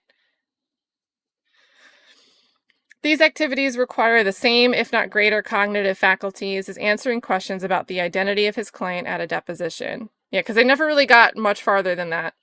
Blackburn's attempt to draw this distinction only underscores the pretextual nature of his excuse. Blackburn also claims that the distinction between managing filings and withstanding a 7-hour adversarial examination on narcotics is self-evident to anyone who has ever been on opioid analgesics. But Blackburn has produced no evidence that he was actually on narcotics during his deposition, nor did which would have been on the record. But nor did Blackburn sit for a 7-hour adversarial examination. Blackburn feigned incapacity almost immediately after his deposition began. And in any event, Blackburn had no trouble aggressively defending a 7-hour adversarial examination just days before claiming that he was too incapacitated to sit for his own. Blackburn argues that the physical ability to board a ship, relax, and attend a street festival does not speak to the cognitive ability to sit for a 7-hour adversarial deposition in which examining counsel is calling the deponent names, threatening his career, and pressing compound questions in rapid succession. Says Blackburn's mixing up his own depositions.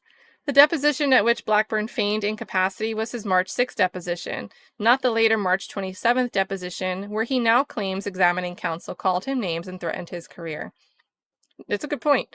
Notably, Blackburn contends that any such conduct occurred solely at the March 27th deposition, not the March 6th deposition. And as for the later deposition, Blackburn himself admits he was off his medication at that time. Blackburn cannot justify his misconduct at the March 6th deposition by pointing to events that allegedly occurred at a different proceeding. Blackburn's attempt to whitewash his cruise to Trinidad and Tobago for Carnival has backfired spectacularly. To reconcile his cruise with his supposed inability to be deposed, Blackburn assured the court that he was not flying anywhere and that he was merely able to sit on a ship, lay down, as I'm laying down now. I'm not standing up and walking around, so it's just a cruise. It's not like I'm going to be walking around or anything like that. I'm laying in my cabin. Each of these representations has now been exposed as false. First, as Mr. Cartagena previously demonstrated, Blackburn did not simply sit on a ship. He flew to Puerto Rico just days after his procedure, directly contradicting his representation that he's not flying anywhere. Second, Blackburn's own opposition brief now confirms that he was not confined to his cabin laying down, as he told the court. Rather, he attended a street festival. The Carnival celebration in Trinidad and Tobago is one of the largest festivals in the world, featuring parades, dancing, and revelry that span multiple days.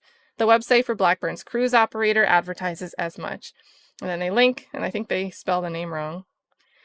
Blackburn, and there's a footnote. So the website is now advertising the 2027 Epic Carnival experience, guys, let's go. Upon information and belief, the website content is substantially similar to the version that advertised the 2026 Epic Carnival experience that Blackburn booked. So they're just saying like they've updated their promotions. Blackburn's participation in this event is wholly inconsistent with his claim that he was too incapacitated to sit in a conference room and answer whether Dixon is his client. Blackburn's episodic, context-dependent, variable impairment theory is fabricated. Blackburn's memory failures were suspiciously selective. His recall was conveniently impaired when questioned by Mr. Cartagena's counsel, but restored to full clarity when speaking with the court less than an hour later. Blackburn's opposition does nothing to dispel that suspicion. He invokes a theory of episodic, context-dependent, variable impairment that supposedly explains why he could answer Judge Rashawn's questions clearly, but not Mr. Takapina's. He claims that narcotic medications do not produce uniform global amnesia, but instead impairment that is most severe under conditions of stress, compound questioning, and high cognitive load, precisely what Mr. Takapina's rapid-fire, sarcastic, compound question examination style represented. This theory fails for a simple reason. Painkiller-induced episodic, context-dependent, variable impairment is not a thing. Blackburn cites no medical literature, scholarly articles, peer-reviewed journals, textbooks, or expert opinion to support this theory. Nor does Blackburn claim that any physician ever diagnosed him with the supposed condition, or that he ever underwent any evaluation confirming such a phenomenon. That is because episodic, context-dependent, variable impairment appears to be a fiction invented by Blackburn for the sole purpose of explaining away his selective memory failures at his deposition. It does not appear to be a recognized medical concept. It is gobbledygook. It is gobbledygook designed. Oh, man. Do lawyers, like, pull up wherever they're going to write a response and go, I'm going to use the fun words today. I'm bringing out the fun dictionary for this one. It is gobbledygook designed to obscure that Blackburn feigned impairment when it suited him and recovered when he needed to. And even if such a condition existed, Blackburn does not identify a single compound question in the record that triggered his episodic, context-dependent, variable impairment. Would this be abbreviated ECDVI? XV. He does not identify which questions were supposedly asked in rapid-fire succession. He does not explain what made any question cognitively demanding. His entire theory rests on a conclusory assertion that Mr. Takapina's examination style was somehow categorically different from Judge Rashawn's inquiry. Yet the transcript shows that the question Blackburn refused to answer were among the most basic imaginable. Whether he could testify truthfully, whether he attended Dixon's deposition 10 days earlier, whether he represents Dixon. These are not compound questions, let alone cognitively demanding ones. They are foundational questions that any witness, even one allegedly suffering from painkiller, episodic, context-dependent, variable impairment, should be able to answer. The contrast Blackburn highlights proves exactly the opposite of what he claims. When the court asked, "Do you represent Mr. Dixon, Mr. Blackburn?" he responded instantly, "Yes, of course, yeah." Yet when Mr. Takapina asked the identical question just 1 hour earlier, Blackburn spent several minutes claiming he did not know. So many cases. I don't know. I don't have my records in front of me. And that's the video clip. That's one of the video clips that was attached in the public docket. So many cases. These were nearly identical questions, asked within the same morning, yielding opposite answers depending on the questioner. That is evidence of selective evasion, not episodic, context-dependent, variable impairment. In short, Blackburn's episodic context-dependent variable impairment defense is a sham, unsupported by any credible evidence, contradicted by his own conduct and representations, and built on a theory of compound questioning that is nowhere in the record. The court should reject it entirely. Next, we have his remaining arguments lack merit. We've got one sentence. Blackburn's opposition raises several additional arguments, none of which withstand scrutiny. The apology, guys. We're going to talk about the apology. Before we get into that, guys, good to see everybody. I see Tatum's got a new picture. Love it. Love it. And you look amazing. But the angle, it also looks like you're side-eyeing, and I think that's very perfect for what we're reading here. So I'm just going to think that you are giving the side-eye here. Good to see. I see Nick in the building. Hope new job is treating you well. Congratulations again. Kristen Vasquez, seeing the future, says it only gets better. It's just a time. If factual lie was like, yeah, I would get a different lawyer. Yep. Sharon, good to see you. It's funny. You know, I feel like, and in chats too, not just up in StreamYard or whatever, but even when I'm in chats, sometimes the YouTube default color and the one letter that people have, I recognize people that way. So Sharon's a great example with the orange S, and factual lie with the purple F here. When I see those, if I'm in another chat and I see a purple F or orange S, I think of you guys, and then if it's not them, I'm like, oh god, don't accidentally say hey and think it's the wrong person. We've got Adventure Aaron asking, what's a court-appropriate term for BS? Well, and what's crazy here is this part, this episodic context-dependent variable impairment defense, that phrasing is from Blackburn's brief. It's not like the umbrella terms that Cartagena's team came up with just to make it sound like rhythmic. It was the actual phrasing that Blackburn used in his excuse/explanation. So we've got the Aaron gang stepping out of the book. Sabata, good to see you. Got a mispronounced name. Always good to see you. You know, eventually I might see the gray M. The gray M the same way. We'll see. I'll let you know if we get there. As long as you keep the same name for a while. We've got sub-argument here. Blackburn's apology is too little too late. Everybody sing. Blackburn places great weight on this on the record apology. There we go. I love when like the same phrases that stand out to me. I'm vindicated. I don't feel like I was making a big deal of them for nothing. I was like, why did he keep saying on the record? Oh, he went in there making sure he was going to get this on the record and use it later. Blackburn places great weight on his on-the-record apology at the March 27th, 2026 deposition, arguing it most directly undermines the narrative that Mr. Blackburn acted with calculated, willful intent. The apology, however, is both belated and insufficient. It came more than a month after the February 24th, 2026 Dixon deposition where the misconduct occurred, and critically, 3 days after Mr. Cartagena filed this motion. An apology offered only litigation consequences become imminent is damage control, not evidence of genuine remorse. And we have case law. We're citing here Lee versus City of Troy, which is a Northern District of New York court, awarding sanctions against defense counsel stemming from his grossly inappropriate statement made to opposing counsel because inter alia, his apology came only in response to the court's directive that he show cause as to why he should not be sanctioned.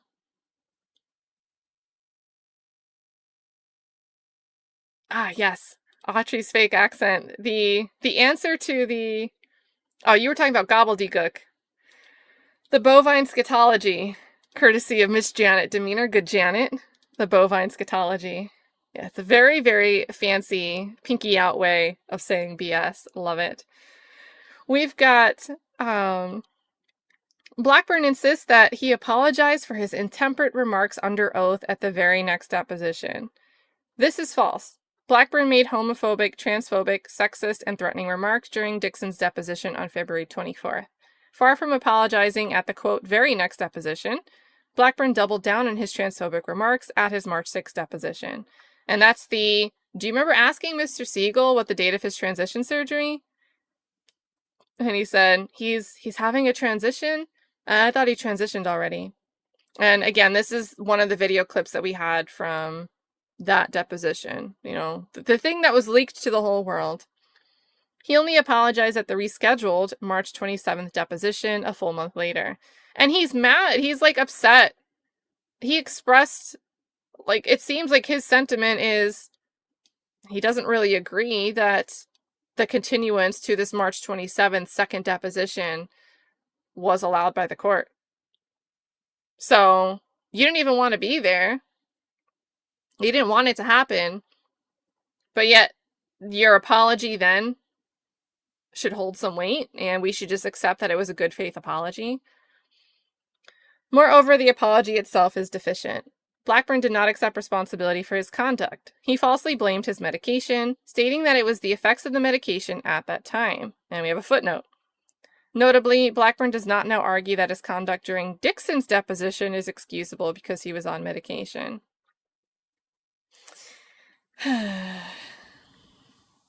Yeah. Blackburn's statement is an excuse dressed up as an apology. This is Sobolewski. It's a Second Circuit case from 2011, sanctioning counsel despite his statements of regret and offering of 1,000 apologies. So you got to step it up. You got to give 999 more, Blackburn. You got to step it up. Because counsel's actions gave the grievance committee little confidence that he appreciates the significance of his conduct. In any event, Blackburn's apology carries little weight given his litigation conduct in this case and his documented history of abusive behavior in other matters. And then they cite back to their moving brief, documenting the pattern of misconduct in other courts. And they cited like some of the Diddy cases where he's representing different plaintiffs. I think maybe the Semper cases were cited over there too. His belated expressions of remorse, and the one Nicki Minaj case, Judge Otkin, and the TD Jakes and the Youngblood case, I think those were all cited in the moving brief as well. So, his belated expressions of remorse cannot be separated from the pattern of misconduct that has characterized his professional conduct, both here and in other proceedings. Next, we have Mr. Cartagena was prejudiced by defendant's conduct. Blackburn does not dispute that Mr. Cartagena was prejudiced by defendant's obstruction of Dixon's deposition. Instead, in a single paragraph buried under the non sequitur heading, plaintiff's circumstantial arguments do not establish bad faith. Blackburn claims that Mr. Cartagena was not prejudiced by Blackburn's feigned impairment during his own deposition because the deposition proceeded, testimony was obtained, and no contemporaneous motion was made to compel further answers or continue the examination. I'm pretty sure we stopped, well, maybe me, I made you guys stop with me, midstream when we got to that part of his opposition cross sanctions motion. And I was just like, didn't they literally call the judge in the middle of the deposition and ask, hey, can we do this another time because this is what's happening? So to even put this down on a filing is just unbelievable. And I'm glad they called it out. I'm glad they're saying in a single paragraph buried under the non sequitur heading. So they say his argument fails. Because Blackburn was unable to provide any material testimony, Mr. Cartagena was forced to call the court and adjourn the deposition until a later date. Mr. Cartagena was prejudiced by having to incur, among other things, costs to secure a court reporter and videographer for depositions that were effectively wasted, attorney's fees preparing for Blackburn's scrap deposition, and re-preparing for the rescheduled deposition, and attorney's fees incurred in preparing, filing, and attending court conferences regarding this motion. Next, we have Blackburn applies the wrong legal standard under Federal Rules of Civil Procedure 37B. Blackburn baselessly argues that sanctions may not be imposed under 37B where the court has not previously entered an order compelling the deponent to answer a specific question or category of questions, which the deponent then disobeyed. This is incorrect. Rule 37B authorizes sanctions where the court orders a deponent to be sworn or to answer a question, and then the deponent fails to obey. The Second Circuit, and that's the circuit that New York's in, has expressly declined to impose a further requirement of formal and specific warnings before imposing sanctions pursuant to Rule 37B beyond the requirement that the violation is of a specific previously entered order. And we've got several cases here. So we've got a Second Circuit case from 91, a Northern District New York case from 2010, and sorry, I tripped out a little bit because this case is Dixon versus something, but probably a different person. Report and recommendation adopted for another Northern District New York case in 2010. Blackburn cited cases do not suggest otherwise. So in the Glob case, another Second Circuit case, the Second Circuit affirmed a sanctions order after the appellant failed to comply with certain attachment and disclosure orders, not an order regarding depositions. In so holding, the court rejected the appellant's argument that Rule 37 sanctions must be specifically related to the particular claim, which was at issue in the order to provide discovery. Blackburn's other authority is even further afield. The Second Circuit held that a district court inappropriately imposed sanctions under Federal Rules of Civil Procedure P54, which concerns judgments, because among other things, there had been no final judgment. And that case's only reference to Rule 37 is in a parenthetical to a case citation. In the cited case, they just Sat Corp, Second Circuit from 96, the Second Circuit held that a fine was inappropriately imposed where the court failed to hold a hearing or oral argument, and therefore give the sanctioned party no indication of the fact that he might be fined or found in contempt. That is not an issue in this case and says nothing about when Rule 37B authorizes sanctions. All right. D. Blackburn applies the wrong legal standard for the appointment of a special master under Federal Rules of Civil Procedure, paragraph 53, and understates his conduct warranting such relief. Blackburn argues that a special master is not warranted because of one medicated deponent at one deposition and one contentious deposition at which both parties' conduct was improper. Blackburn again misstates the law and drastically understates his pervasive misconduct. As to the law, Federal Rule of Civil Procedure P53 authorizes the court to appoint a special master to, among other things, hold trial proceedings and make or recommend findings of fact on issues to be decided without a jury if appointment is warranted by some exceptional condition, or to address pretrial matters that cannot be effectively and timely addressed by an available district judge or magistrate judge of the district. So in other words, if Judge Rochon, or now Judge Willis, can't be available every time somebody wants to play games during one of these depositions, that might be the type of scenario where having a special master present for a deposition would make sense. So, Blackburn purports to amend Rule 53 to add an additional requirement. He wants to change it. Such relief is narrowly drawn, extends no further than necessary to correct the violation of the federal right, and is the least intrusive means necessary. Blackburn derives his purported rule from a provision of the Prisoner Litigation Reform Act, PLRA, governing remedies in prison conditions. Yeah, that's the Marticello. We were reading that name last time. Which concerned a deceased prisoner's appointment of a special master to oversee the preservation of evidence and conduct an independent investigation of the circumstances surrounding the prisoner's death. We've got a footnote here. Blackburn's citation to Hires is incorrect and appears to have been generated by AI. It is actually to Bruto Project Rescue Incorporated v. Department of Health and Human Services, which has nothing to do with special masters. Did anybody feel this was coming when we were reading Blackburn's opposition brief? Mr. Cartagena is not aware of any case that has imported.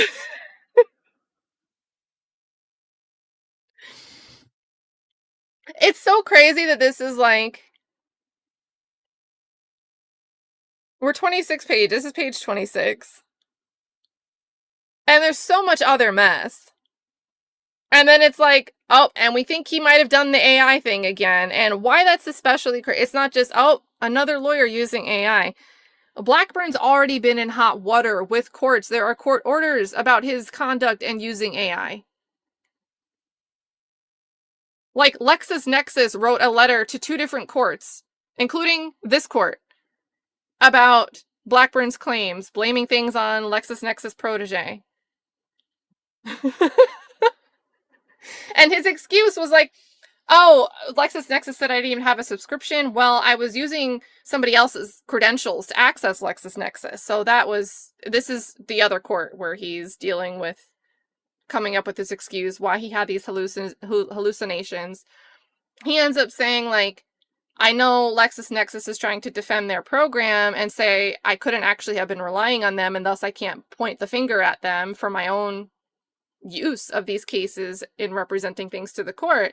But I want to say that I did actually use Lexis. I just was doing it through the credentials of this guy, Fred.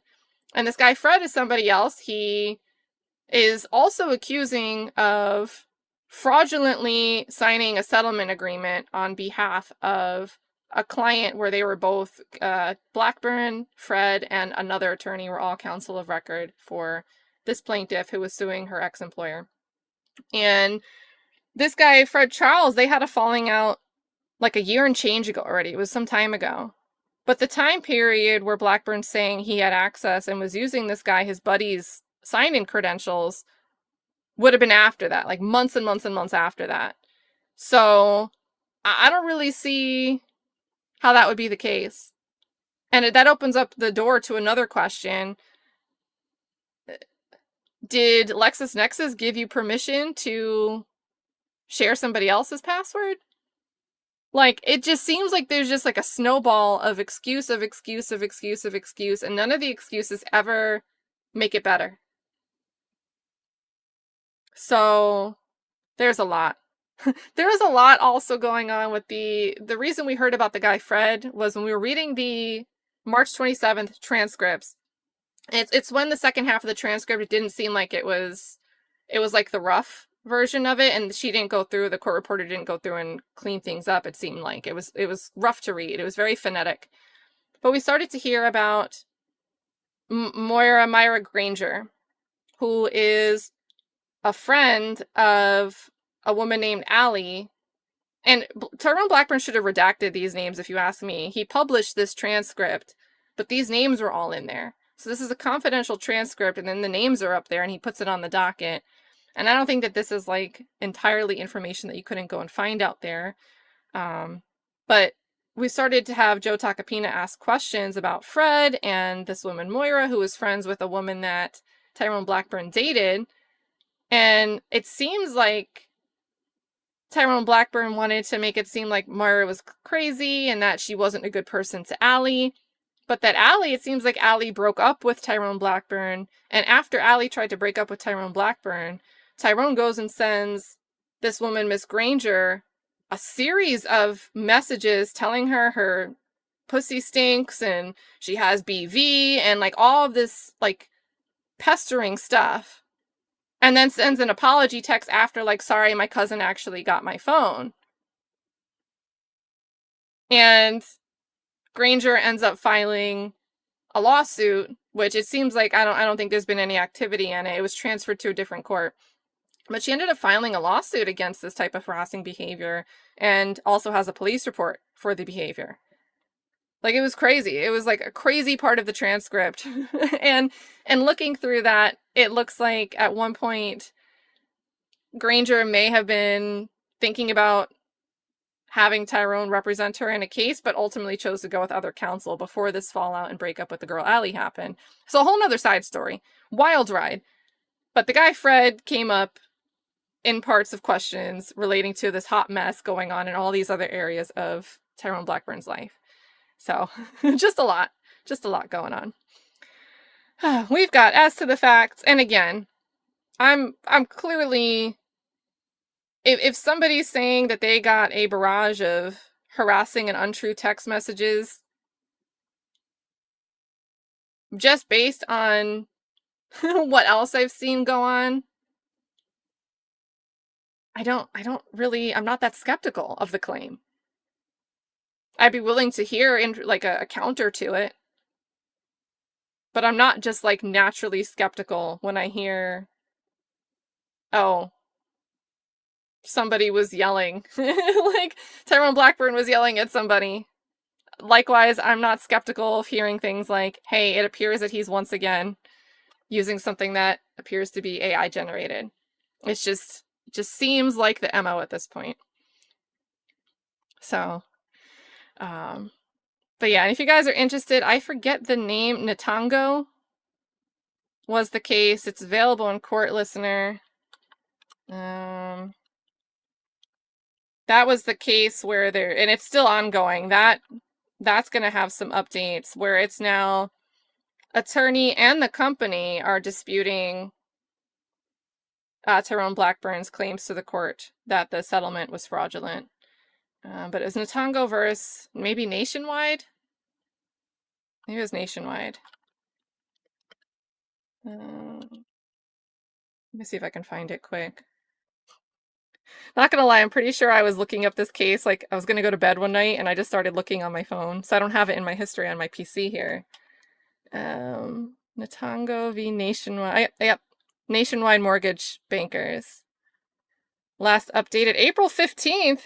Maybe it was just a refresh. What do we got going on here? This is Pacer Monitor, not Court Listener. Well, anyway, this is the case caption. And it's still ongoing. They're going back and forth. And Fred filed letters like, hey, you know, we've got added to this WhatsApp group text message where it's apparently Natango, the woman who's purportedly claiming that she never was aware of a settlement and never agreed to a settlement, and thus any signature must have been fraudulently obtained. Fred's like, hey, we were randomly added to a group message, but I have Tyrone Blackburn blocked. I've had him blocked for like over a year. And so I didn't pay attention to it. But once I was put on notice, when I saw filings with this court, when I looked, the messages purportedly from Miss Natango were written in a manner similar to a series of basically unhinged, I forget how he characterized it, text messages that I had recently received from Tyrone Blackburn. So there's letters being filed by the parties in that case that are like disputing and highlighting possible odd conduct once again. But yeah, the case is Natango v. Nationwide Mortgage, and maybe we can look at that on another stream. Back over here, off my tangent, these AI cases, the rabbit hole, the 7th rabbit hole of the stream. So as to the facts, Blackburn completely ignores the history of this case. A special master is warranted because of Blackburn's aberrant conduct at Dixon's deposition and his deceitful conduct at his own depositions. It is also warranted because, as detailed in at least 6 discovery letters that Mr. Cartagena has had to file with this court, leading to at least 4 separate warnings from this court, and Judge Rochon has been extended more grace than I think I would in this regard. That's why they're highlighting the numbers. 4 separate warnings from the court. Blackburn has proven time and again that he has no intention of engaging in the discovery process or following this court's directives in the absence of a present judicial authority.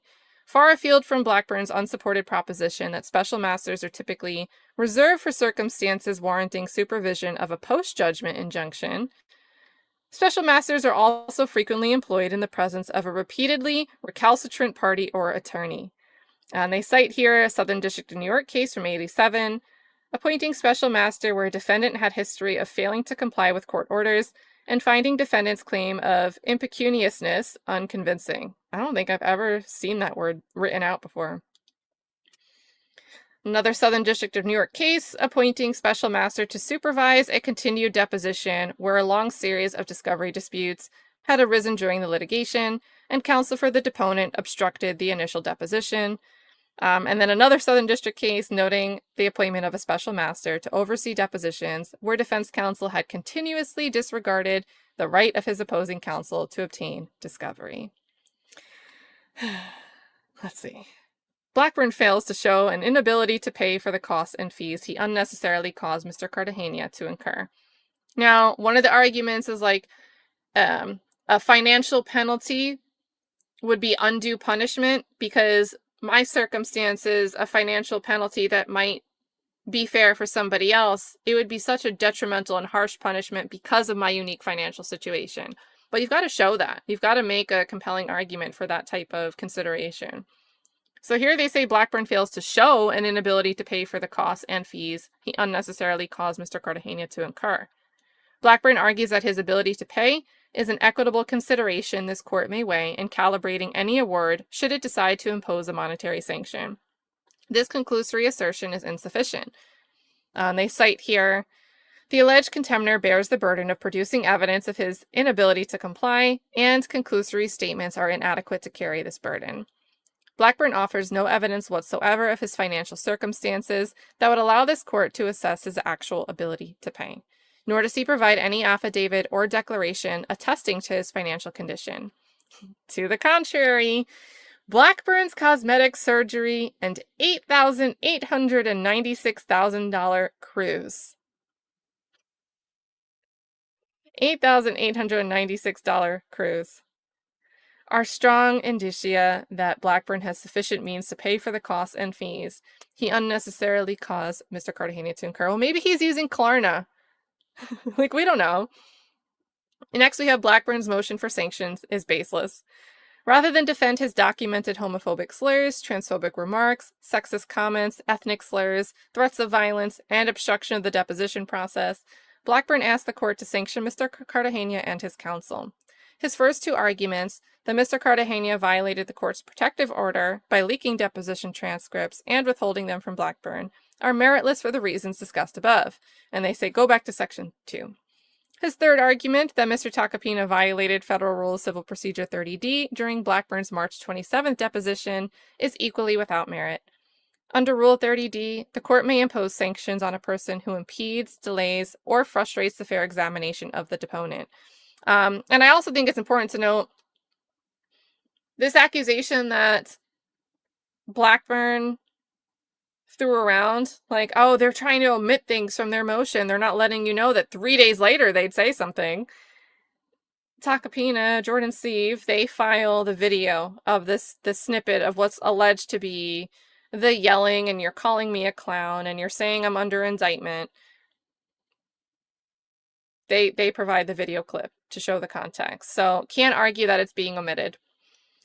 Moreover, a party seeking sanctions for a violation of Rule 30 must demonstrate prejudice resulting from the alleged misconduct. And this is a Southern District case saying Rule 30 was not violated where the witness's testimony did not prejudice or hinder defendants and thus did not give rise to sanctions. Blackburn presents no evidence, because none exists, that Mr. Tacopina impeded Blackburn's deposition in any way. Similarly, Blackburn's opposition is glaringly silent as to any prejudice resulting from Mr. Tacopina's conduct during the March 27th deposition. To the contrary, the record reveals that Blackburn himself was the sole source of delay and obstruction. Throughout his deposition, Blackburn engaged in a calculated effort to manufacture a false record that Mr. Tacopina was yelling in a transparent attempt to create a basis for the very sanctions motion he now brings. I really think I agree with this. It's what, after going through some of the deposition as we got through and he kept repeating it, while we were reading it contemporaneously, I started to just get that feeling that this is what was going on. So to see this here, I independently agree with their suggestion here, that was a calculated effort to get something on the record that we could try to counter and reverse project against this motion for sanctions filed by opposing counsel. The record contradicts this fabrication. Mr. Tacopina repeatedly denied any such yelling and invited verification. And then we have the, I was not yelling. Sir, I'm not yelling. Well, there's a video that will determine if I'm yelling, but that's okay. That really is not yelling. I'm not yelling again. Tellingly, Blackburn has produced no video evidence substantiating his accusations because the video would expose his fabrications. Release the whole thing. Release the Kraken. Lacking any actual evidence, Blackburn resorts to the claim that Mr. Tacopina, quote, admitted to yelling. The video record demonstrates otherwise. Mr. Tacopina's statement was plainly facetious, made in response to Blackburn's repeated bad faith attempts to create a misleading record. This is precisely the kind of gamesmanship that has defined Blackburn's conduct throughout this litigation. And don't forget, this is a defamation case. There was an extortion claim that is now, and that's been dismissed. But this specific conduct under the umbrella of those causes of actions is a curious strategy. It's a curious play. I don't think it's a very good strategy. It's helpful for Fat Joe, if you ask me. That Blackburn now professes offense at being called a clown is particularly telling. This is the same attorney who, on the record, made transphobic remarks asking Mr. Siegel about his transition surgery, and referring to his purported husband, who made the vulgar comment that Mr. Siegel's mother should have spit you out instead of swallowing, who made the sexist remark that Mr. Siegel's tampon is wet or something, and who directed the ethnic slur, Joe Tacaface, at Mr. Tacopina. That Blackburn believes himself entitled to demand sanctions because he was called a clown, while refusing to address any of his own documented misconduct, reveals the frivolous nature of his cross motion. Mr. Tacopina's frustration was entirely understandable, given Mr. Blackburn's false accusations on the record that Mr. Tacopina was yelling and invading Mr. Blackburn's space. I think it's better than how I would have reacted. I mean, I might not have reacted in a way that would have went like off kilter or anything, but I think I would have lost my focus, which maybe that was the intent or one of the intents, part of the intent. But I mean, Tacopina addressed it, and he kept going with the questions, so better than I'd be able to do. Indeed, Mr. Tacopina's comments were directed at Blackburn's well-documented pattern of misconduct in this and other cases. And we have a quote. I mean, you're being sanctioned in every court you ever appeared in. And you're under indicted for running over our process server. You told him this. Mother should spit out instead of swallow. Finally, Blackburn argues that Mr. Tacopina falsely accused him of being indicted for running over our process server without any documentation or actual predicate established on the record. This argument is remarkable in its audacity. Blackburn is in fact under indictment for running over Mr. Cartagena's process server. People v. Tyrone Blackburn. That Blackburn would cite this truthful statement as a basis for sanctions, while ignoring his own pattern of documented misrepresentations to this and other courts, epitomizes the bad faith that pervades his opposition and underscores precisely why this court should grant Mr. Cartagena's motion and deny Blackburn's frivolous cross motion in its entirety. For the foregoing reasons, the court should grant Mr. Cartagena's motion for sanctions and deny Blackburn's motion for sanctions. And there we go, we have signatory Jordan Siev. Hope that's how you say his name. Maybe it's like Siev. So yeah, there we go. There we go. I enjoyed it. I enjoyed it for seeing like the legal argument, but I also enjoyed, I mean, I don't think it's easy to organize and keep track of all the garbage you've got to keep track of and respond. And I think it was great in that regard as well. Oh my goodness, you guys. I think that gets us caught up on the deposition. We could do a refresh on the docket for good measure. See if anything's come in. Sometimes that happens. No, we're still looking like we're current through yesterday. So, I don't know. I don't know if we'll see anything. It's kind of odd, the cadence, because I do feel like when there's something accusing, I use that word lightly, but something that one would perceive as being accusatory of Tyrone Blackburn. Sometimes there's like a quick response when there's been, that cadence isn't there, that same urgency isn't there for other matters. Even things where the judges say, hey guys, can you guys meet and confer? That's my court rules, but I'm also like reminding you of that on this call because you're failing to do it. Can you guys do that? Like both the defendants, but I mean, both parties, but like mostly you defendants. And we don't have any urgency for those types of things. But certain things seem to inspire swiftness on the docket. But at the same time, since we've already had this, maybe there won't be urgency because he feels like he's made his case once before. So, yeah. And I'm not actually sure how that works. So, because technically for the motion for sanctions, that was the motion by Cartagena. The other party would have the chance to oppose, and then the moving party gets the chance to reply, and this would have been the reply to that.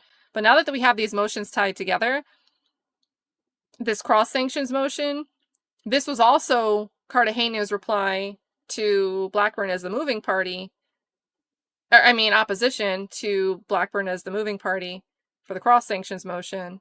And Blackburn would have it, he can and probably should reply to that. But I wonder if he'll use that reply to also continue to argue, like as a sir reply to the initial motion. So I wouldn't be surprised if that's the way this goes. Just blur the lines and use the opportunity to do both. But I don't think that's really how it should work. But we'll see. We'll see. Guys, as far as other things, next week, Brian Steele, Nancy New One Too, had sent a message over. She noticed that, I guess she was watching McBurney's court last week, and McBurney made a comment like, oh, all the law students are in the gallery today, the audience today, because Brian Steele was supposed to be here, but his case actually got moved, and that trial got moved to next week. So next week on Wednesday is supposed to be the first day of that trial. Let's get together, we'll watch that. It'll be Brian Steele. I don't know anything about the case, but it's Brian Steele in McBurney's courtroom. And apparently a bunch of people are eager to sit in, law students watching that trial go down. So that's going to be something planned for, like, I don't know how long it'll be, maybe a couple days trial. We'll do next week, starting Wednesday. I'll keep up with any updates on this.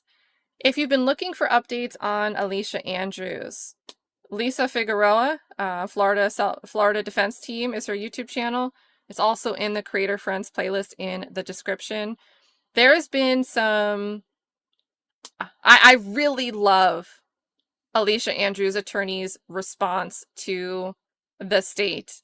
So the state filed their opposition to a bunch of the motions that Alicia Andrews' team filed after the disqualification of Judge Sisko and the new judge took over. A lot of it deals with motions for reconsideration of Judge Sisko's rulings. And the state replied, and they're basically like, no, they didn't do anything wrong. It was just like a generic reply. And I really think Alicia Andrews' team ate the response up. It was a great, great filing with some spice, with a little bit of spice. Lots of case law, lots of questions on, hey, why aren't they addressing the case law? Hey, this part's actually their burden, so it's not enough for them to just say, no, they're not making a strong argument. It's actually your burden to say why this shouldn't be what we do.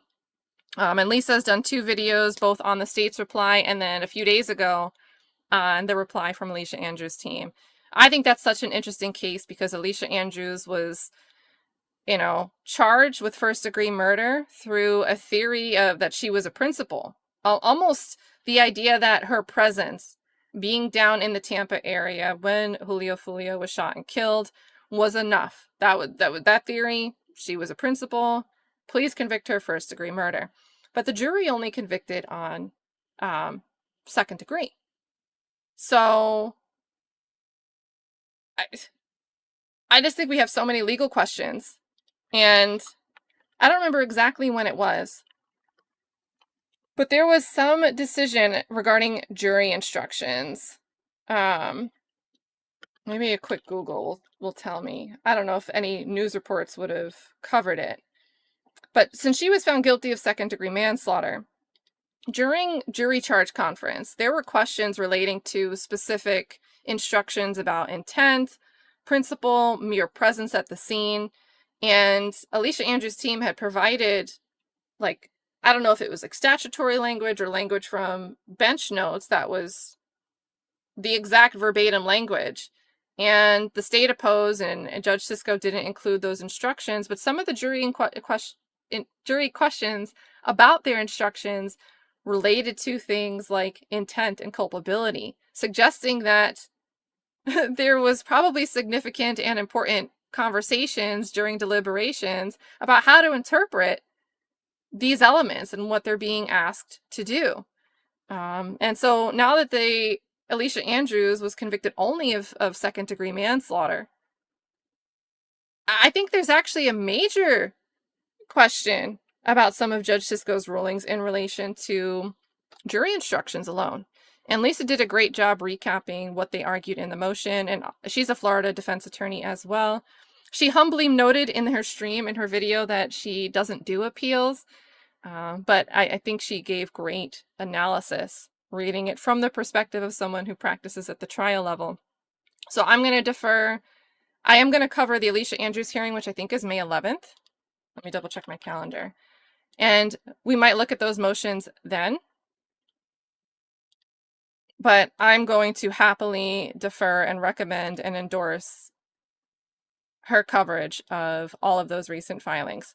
Monday, May 11th is the Alicia Andrews hearing. That's Florida, you guys, so that's Eastern time. It's going to be bright and early in the morning. It says 8:30 on my calendar.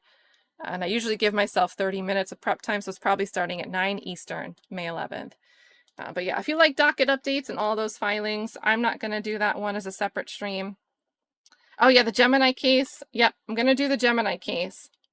I might not be able to do it tomorrow. The next fill-in case, whenever I pop up on a live stream that I want to do, is another wrong knock raid case. If you guys didn't hear it, it's also Atlanta, so it's going to be confusing, right? We just watched SCOTUS arguments for the Katrina Martin case. That's the wrong house raid, where on the body cam, the officers go to the wrong house. They don't even look at the street numbers on the mailboxes where they could have realized, hey, this isn't even the house that we have the warrant for. We're literally at the wrong house. We just watched those oral arguments in front of SCOTUS. It was like 2 weeks ago. There is another Atlanta, Sandy Springs area, wrong house raid. Well, I guess wrongful raid. The woman, she had no connection to the individual that was the subject, was the target of the search warrant. And not only that, you guys, if you haven't heard about this yet, the guy they were looking for had already been in custody for months. Already in custody for months. Who could access the information and see where this target may be before going and raiding somebody's house looking for this person? Somebody who has no connection to this individual. So the Institute for Justice, the same nonprofit organization that's representing and helping the Martin family, just announced a lawsuit, I believe 2 days ago. They are representing that woman, I forget her name on the fly, has initiated litigation against this wrongful raid. I think it's a really important thing to talk about. It's in the qualified immunity bubble and civil recovery. What kinds of remedy does a civilian have when law enforcement raids their home, causes damages, whether it's like damages to property or the stress of thinking, I could have been dead. Like, thank God my dog ran and answered the door. Thank God my dog wasn't shot. Like, is there any type of recourse when there's something that happens in the process that law enforcement should have known? Oops, we're about to raid the wrong house. So very excited to take a look at that. We're going to read the complaint. And I saw the press conference, but I don't know the details beyond that shocking detail that the target was already in custody for months. And that got me hooked. So we've got, let's see. Adventure Aaron says also Keith Adams is representing somebody in front of McBurney right now, but I think the trial got continued again. So, and I also saw, I think someone in chat had said earlier that McBurney seems like he's going over, he's going to do family court soon. So, and you know, I know I preach about transparency. I'm not the type of, I'm not going to step over and say, who cares if it's family court, televise all of it. But I imagine McBurney, as forthcoming and transparent as he is with making his hearings accessible, I don't think he's going to try to go out of his way. And I don't think he should go out of his way when he's dealing with family matters, things that might be more private, things that might involve children. You know, I don't think we're going to see quite as much of McBurney. And because we won't see as much of McBurney, I'm a bit sad about that. So, yeah, stupid knows no bounds. Not about McBurney, about the raids, and maybe it was about the motions at the subject of this stream. Hey, Trikisha. But yeah. Yes, Trikisha. She said it was like a diss. She opened like all of these cases with the drill rappers while they wrote this response like a drill rap. But it was good. I really think they did a great job. So, and I think the state's tied. So I mean, they can't retry her on first-degree murder. They'd only, if she's granted a new trial, they're boxed in on the second-degree manslaughter. And that's a totally different, I don't really see how their theory of the case really supports second-degree manslaughter. I was confused by figuring that out, and the way I looked at it is it might have been a compromise by the jury, where some jurors didn't think it was there at all, others thought it was all the way first degree. I mean, I don't know, I'm not in their minds, but they had that lesser included and they went with it, or they're like, hey, how could someone not know what was going on? But we also don't think that the state proved their burden. Like, that's another way that they could have gotten there. Who knows? But I think they're in an interesting predicament now, just legally. Like they're gonna have to argue a different theory if they want to retry her. So, who knows? And I also think that warrants, so if it's second degree murder under some, like, there's some involuntariness at play for, like, going down there, like she was forced to go down there because she was just abiding by her boyfriend, then I think we need to revisit the rulings about whether or not the friends that say they witnessed, like, physical abuse by Isaiah Chance against Alicia Andrews, I think we need to revisit those rulings about the admissibility of their testimony. I don't know. So, yeah, Adventure Aaron says that, in my opinion, if Alicia had talked more in the initial interview, yeah, because she wasn't talking, and maybe agreed to testify, she wouldn't have been charged at all. That's how it goes. That's how it goes. Let's see. There we go. I think I had one more case on my, like, really want to do to try to cover it. I was at the final minute on the wire yesterday with the penis costume trial yesterday, because the trial was actually starting and not getting continued yesterday. I'm like, all right, we've got to talk about the context, because I think it's important. We have somebody walking up. How are you going to explain to my kids, if my kids were here right now, why you're dressed in a penis costume? And then it ends up being in a disorderly conduct arrest, and then charges are added. I found out, guys, if you missed it, Miss Gamble, she was acquitted. It was a judge. It wasn't a jury trial. The judge acquitted her on all of the charges. But the false name charge that the prosecutor added months after the arrest, they dropped before trial. That charge was dropped before trial. I saw one of the local outlets report yesterday. So because I only saw that reported yesterday, my guess is they may have dropped that charge right before the trial started yesterday. So I thought that was an interesting little bit. But yes, so Alabama grandma was acquitted. She said that, you know, this was a victory for free speech, but didn't really want to speak to reporters. And I appreciate her for finding herself in that situation, but wanting to stick up for the First Amendment. So very, very unfortunate, but interesting case. Yeah, and it was like October 18th, but it was Halloween season. So she was, I think, 61 when it happened, and now 62, because it happened October 18th of 2025. And now it said 61 then and 62 now in some of the recent articles. So she had a birthday in between. So, but I think that there's some other stuff I want to talk about. A lot of it's appeals. There's like little updates in appeals that kind of have like bigger overarching things I want to talk about. But unfortunately, for better or for worse, those things move slowly, so I feel like I have some time there. There's one more I'm not remembering. I'll remember it and tell you on the next stream. But that wraps it up, you guys, for the 7th time. Let me put up my little... Where is it?